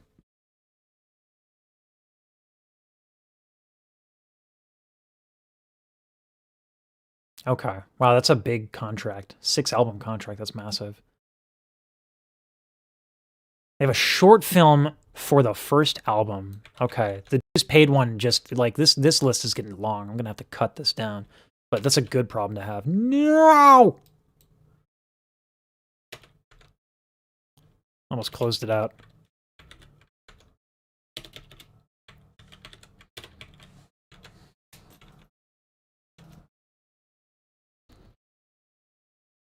Yeah, the visuals are really important. Their recent music video, my wife lost her shit over it. My wife doesn't lose her shit over mainly anything. Like she's like the last time I saw a music video I enjoyed this much was when Lady Gaga came out and was big. Which I think is a huge compliment because Gaga invests a lot into the visual aesthetic, and I think the most recent music video that they just released for Ungodly Hour, it's really cool. All right. Well, this I think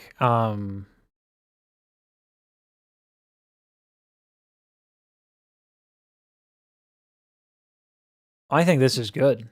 I think I have more than enough here.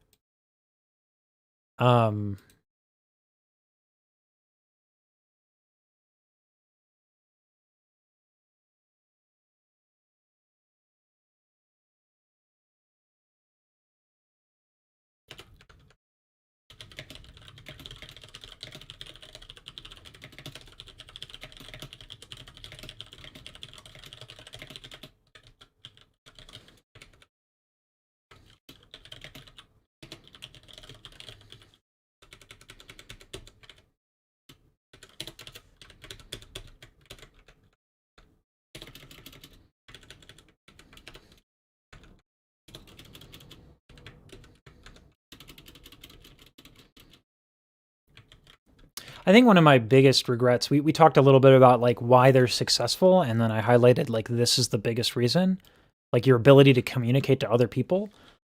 My biggest flaw as an artist was I worked on technique almost exclusively. And I didn't put myself out there. Actually, in classical music, you are discouraged from putting yourself out there until you are ready, which is the stupidest thing I've ever been told. It is idiotic because this takes practice. The artistry, the communicating to others, this takes a lot of practice. Knowing how to use your voice is one thing. If you don't know how to use your voice to talk to other people, man, what are you doing? You know, like that matters so much. And like I have almost zero experience doing that. Like I don't go and perform. That's really, really bad. I have to go and do that more. Like they are decades ahead of me on that one.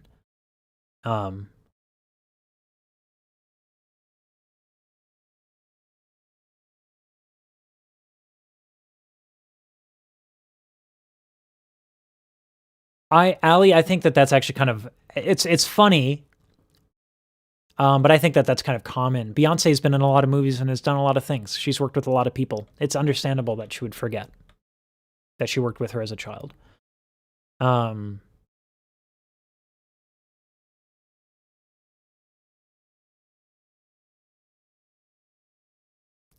This is nice. Okay, well, she was 16. Okay, we can use that as talent. The talent argument. And the artistry. I think I'm weak on the artistry arguments.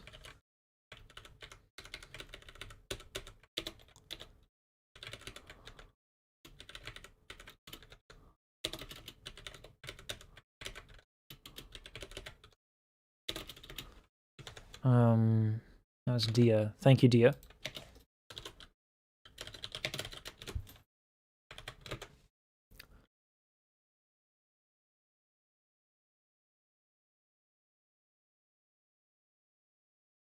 I mean, no one should ever be giving you grievance, Ali, for your preferences.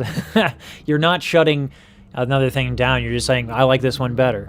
No one should have a problem with that.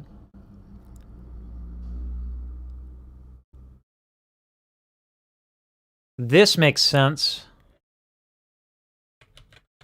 here in the music department.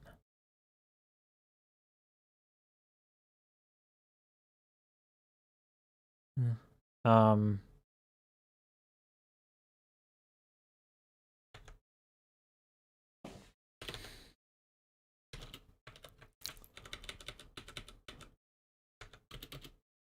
love jazz music.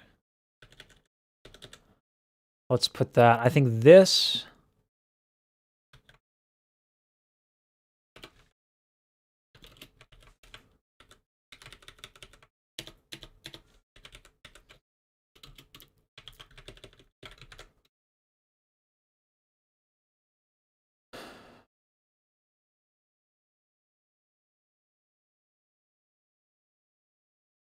I don't know if I have seen Moon River. Well, that's really good, but like I think right now we're trying like Super Bowl and big gigs and stuff like that. I don't know if I have. But you know, like I certainly don't mind listening to them again and again on similar things. That's fine. This is all really good. I appreciate y'all for the help here. I really want to make this a very serious like video essay video. I think what I'm going to do is I'm going to release a couple onto TikTok because I don't have a lot of following on TikTok, so I feel like I can go there and like, you know, I feel like I can go on TikTok and like mess up a lot and try to talk about them for 1 minute at a time. I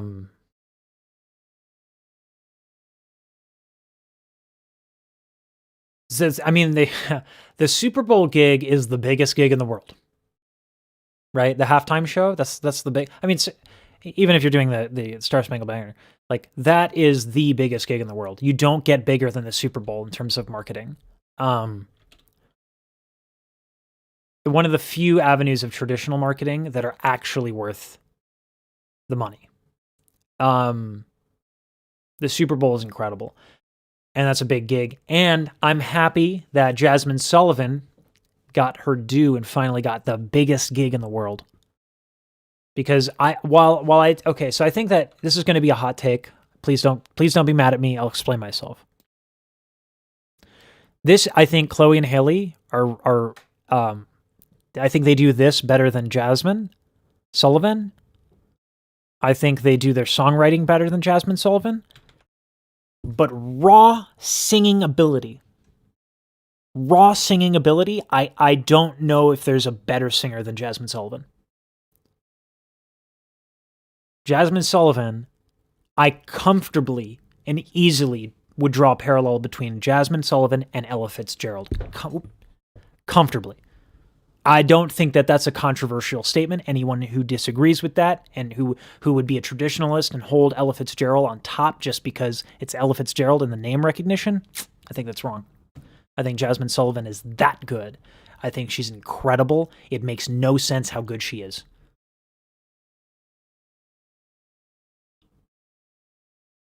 Yeah, I mean, I honestly, the problem with that gig, Terrell, is like you get one shot at it, really, don't you? You know, that's the pits of it.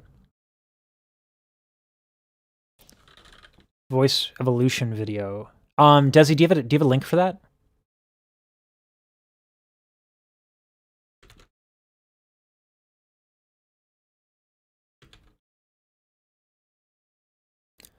Oh, we really did a lot here.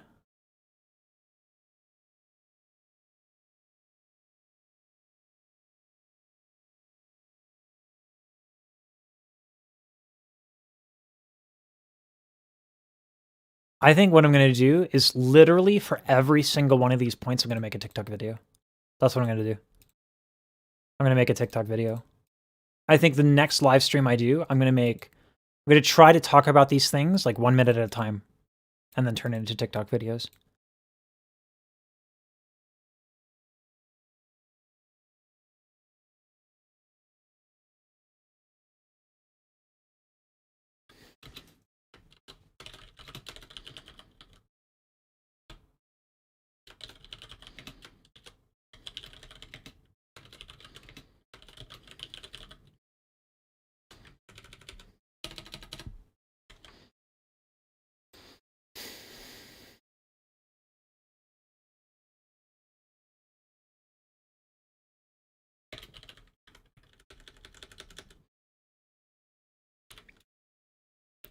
Yeah, I think that's what I'm going to do.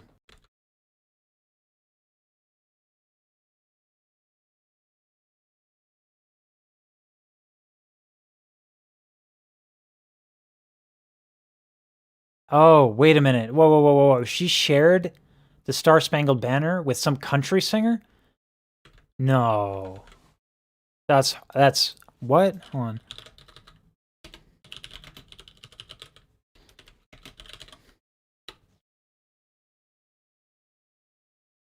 No. That's awful. She shouldn't have had to share the stage.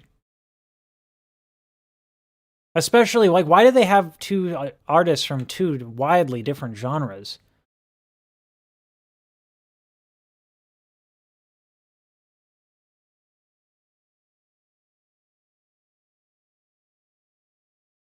It was 8. I don't see the link. Are you allowed to link? Is YouTube auto crushing the link?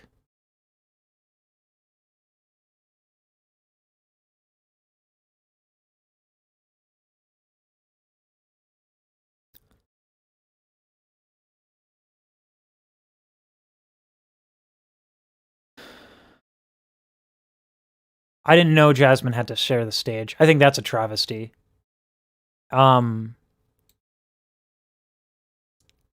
Yeah, that's a bad move from the producer's point of view. And the sad thing is that Jasmine has to take that gig. You can't turn that gig down. You know what I mean? She was probably really pissed, but you can't turn that gig down. You just can't do that. That's not smart. So she was right to take it, but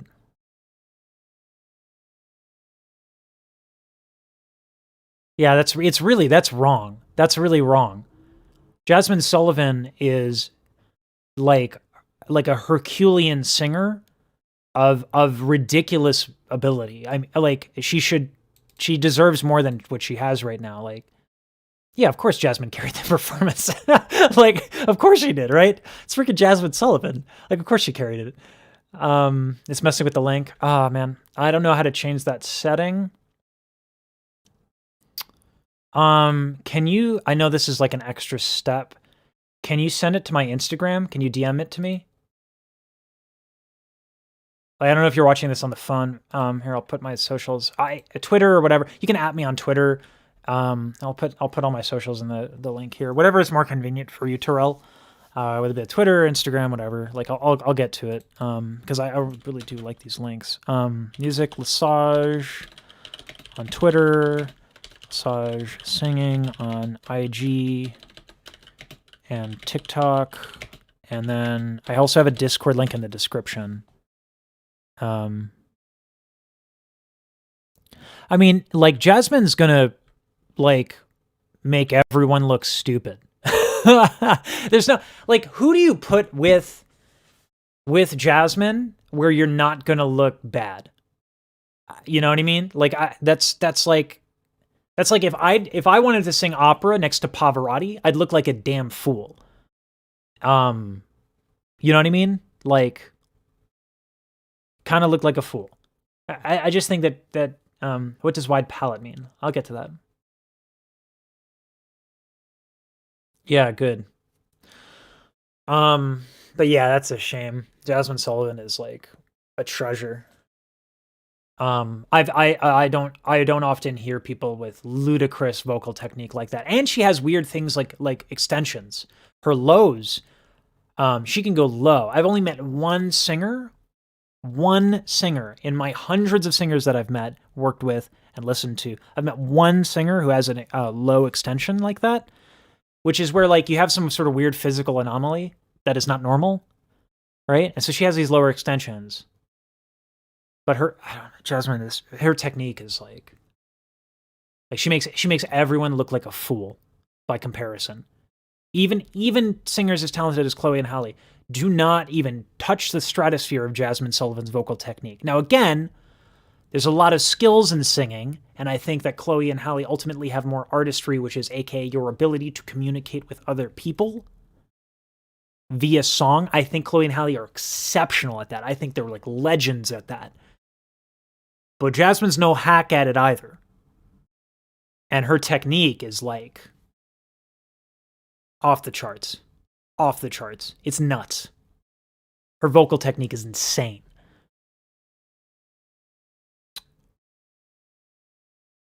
Yeah, Kemi, I'll do those. People. I think Halle draws people in the way she carries herself too, but it's different.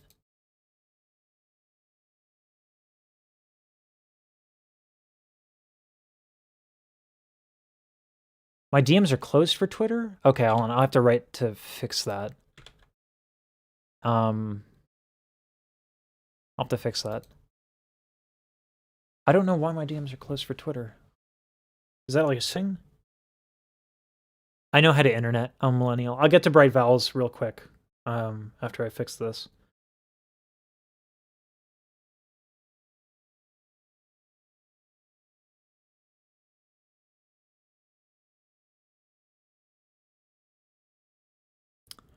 Edit profile. Open DMs on Twitter. All right, let me discuss the soft palette and the bright vowels. So the soft palette, let's get a visual example.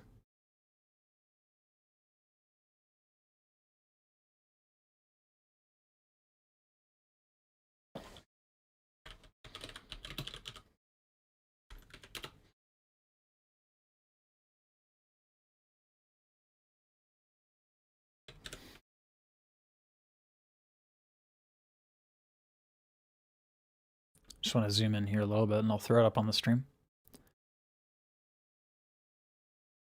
Thank you, Mayo Clinic.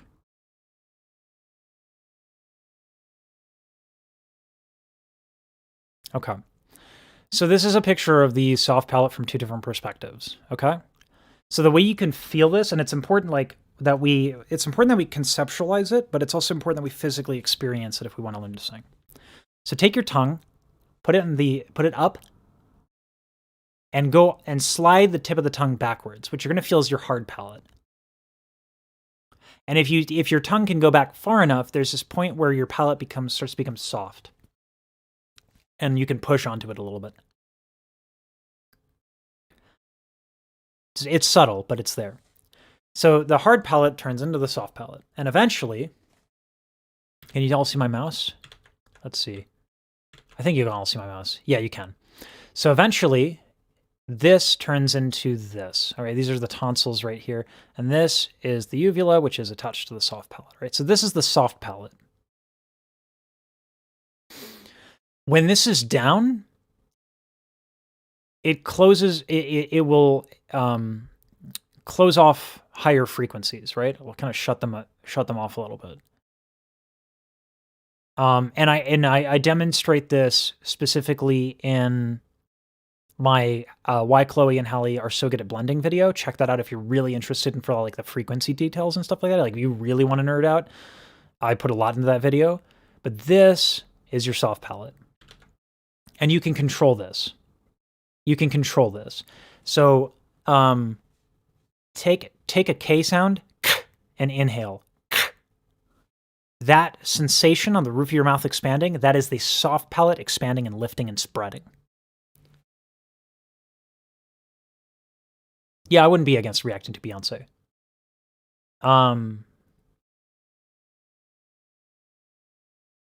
So that's the soft palate raising. Now let's put this in song, right? I'm going to use an opera example because it's the one I work on, but you can do this in any genre.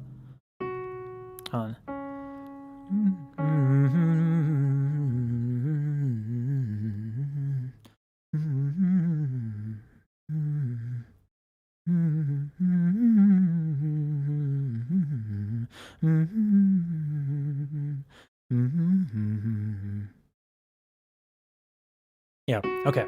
Sorry, I had to go through the song for a second. So I'm gonna dome with my hands what I'm doing with my soft palate. Okay, and this also goes to your question about bright vowels. Okay. No, microphone. Right.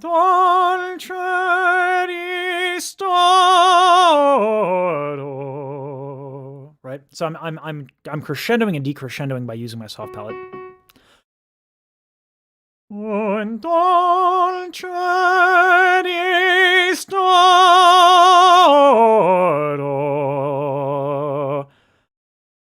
al cor porgerà. Sorry, another clipping. I can't. Opera's loud. And my compressor busted. But that's I don't know if you can hear that through the clipping. Let me try one more time. Dolce ristoro, right? So you can hear how that kind of shapes and informs the vowels. You can hear that. And that can brighten or darken a vowel, or at least a perception of that. And the other thing you can do is you can do what's called vowel modification. Now that's actually using the tongue. So the tongue is almost exclusively responsible for vowels. I can go from right?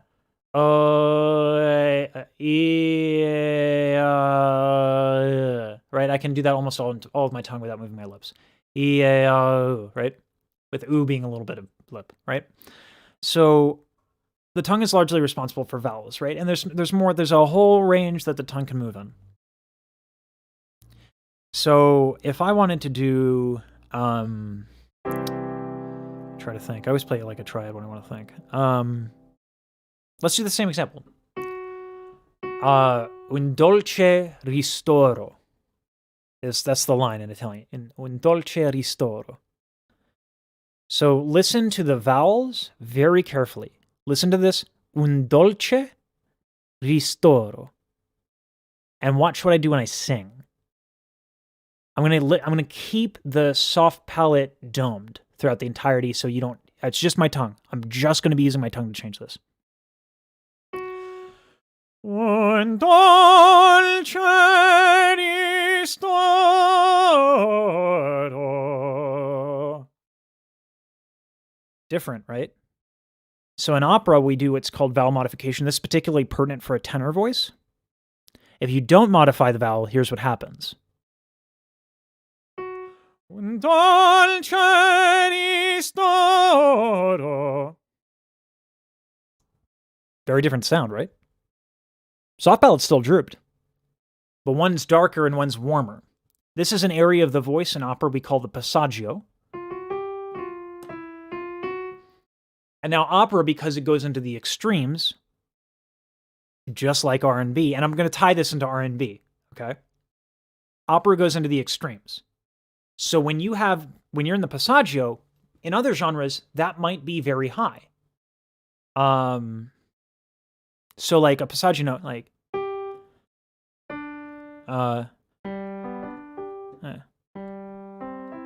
so in musical theater, right? I'm gonna not make neutral the vowels. I'm gonna keep the vowels bright, which is to say the tongue is wide. So there's a line in musical theater. Kiss me goodday, give me your lips, and don't take them away. That that is okay phrasing-wise because that G natural is the high note in that song. And because it's a bright vowel, and the higher we go, the brighter, the more high frequencies, the higher we go, right? In pitch, right? There's going to be higher frequencies. Brighter vowels highlight higher frequencies, right? Right? So what we need to do in opera when we have a passaggio note that's not the high note is we do what's called covering.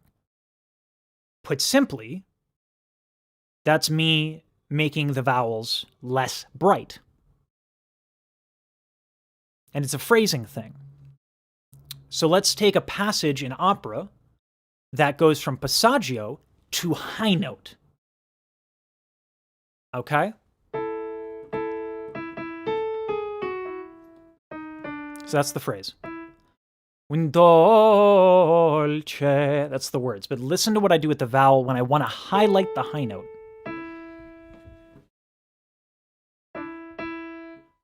Un dolce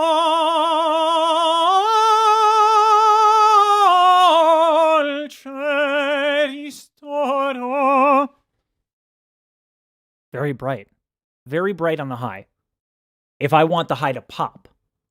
Now what if I want to cover the high? This is going to be a little harder. Because vowel modification ain't easy. On the high. On the high notes, high extreme parts of the range love bright vowels. They love bright vowels. They do not like darker vowels. So I'm going to make this a little harder in order to phrase more elegantly, in order to not just pop on the top, okay?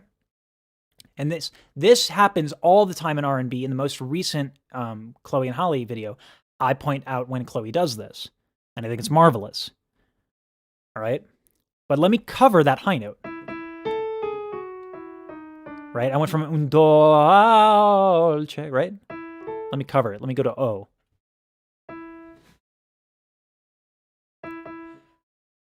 Un dolce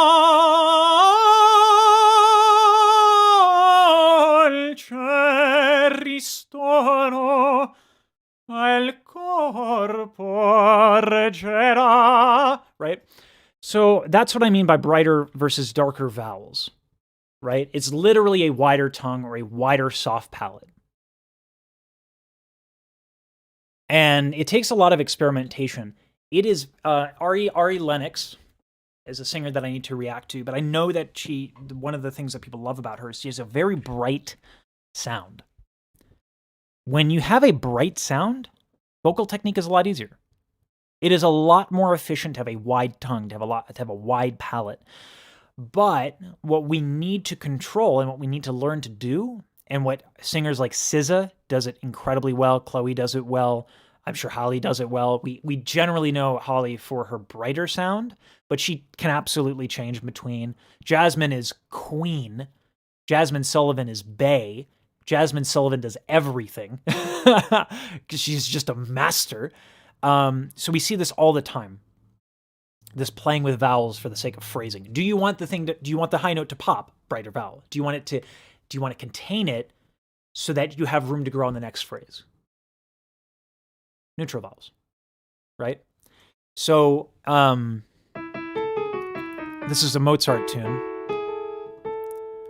And this passage happens twice in very quick succession. So the way I like to phrase it when I audition with it is this. I'll do the first one covered, and then I'll do the second one bright. So I have room, even though I don't have another note that goes higher to be more dramatic. I have room just by using the vowels differently.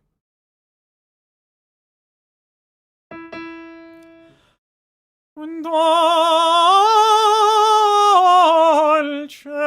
ristoro al corpo reggerà. Un dolce.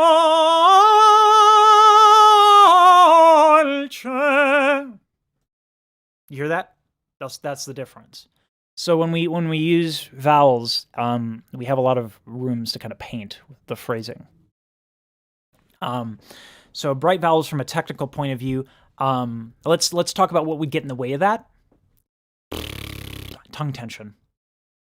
If you are using too much air, your tongue is going to go back reflexively to protect you. That's going to drive you flat. Okay. Fart sounds can help because it'll have a loose tongue. If you don't have a loose tongue, this will happen. Big difference between that and this. You can try that right now, and you'll have that physical experience of a tight tongue versus a loose tongue. I hope that makes sense, Kemi. I hope that kind of like there's a lot. I go to settings.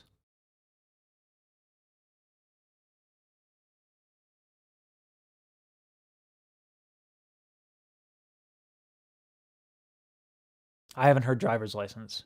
And yeah, I would react Beyonce. Ariel is great. Ariel is great. I do need to listen to her a little bit more. Someone demonstrated her technique and how Ari gets that sound. I need to go listen to it and actually talk about it, because I think what's interesting is that she's basically using a lot of brightness almost all the time to kind of create a different style. So that's there's so many options, right? There's so many choices we can make as singers. It's really awesome. There's you know, that Alanis Morissette, like, and I'm here, term, like, you know, that incredibly bright stuff, with a contraction of the area epiglottic sphincter to get really nasty sound. It's really awesome. All right, I'm glad it worked, Kemi, because I just sort of like threw a lot your way, but I'm glad it makes sense.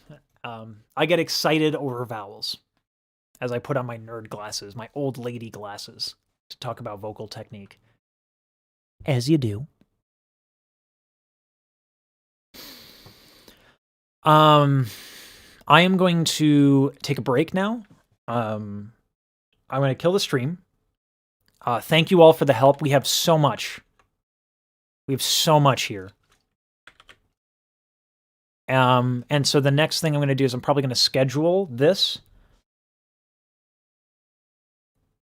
And I'm going to go into the live stream and try to talk about each one of these and give myself a minute for each point.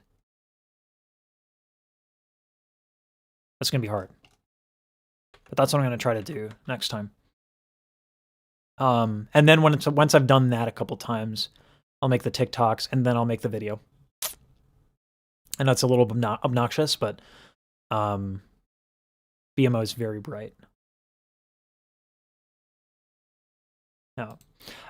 For anyone who wants to talk about this stuff, just like we talk about in the live chat, if we want to talk about this stuff and your favorite artists and you want to talk to me about vocal technique and I'm not live, Discord. Discord. It's the best place to get me. It's the easiest place for me. If you want to practice your vocal technique and you are active in the Discord, I do give free lessons to people who are active in the Discord. The 30-minute lessons, I do them every Sunday morning for people who are active in the Discord. We're going to do some karaoke once we get more members that are active, and we're going to do live reacts. I will be doing live reacts in the Discord. I will give you a date and time in the YouTube videos, so if you only want to come for the reacts, maybe wait on joining the Discord, because I don't have a time set up for that yet. But yeah, that's it, everybody. Thank you so much. I'm going to do another live stream on this, where I'm going to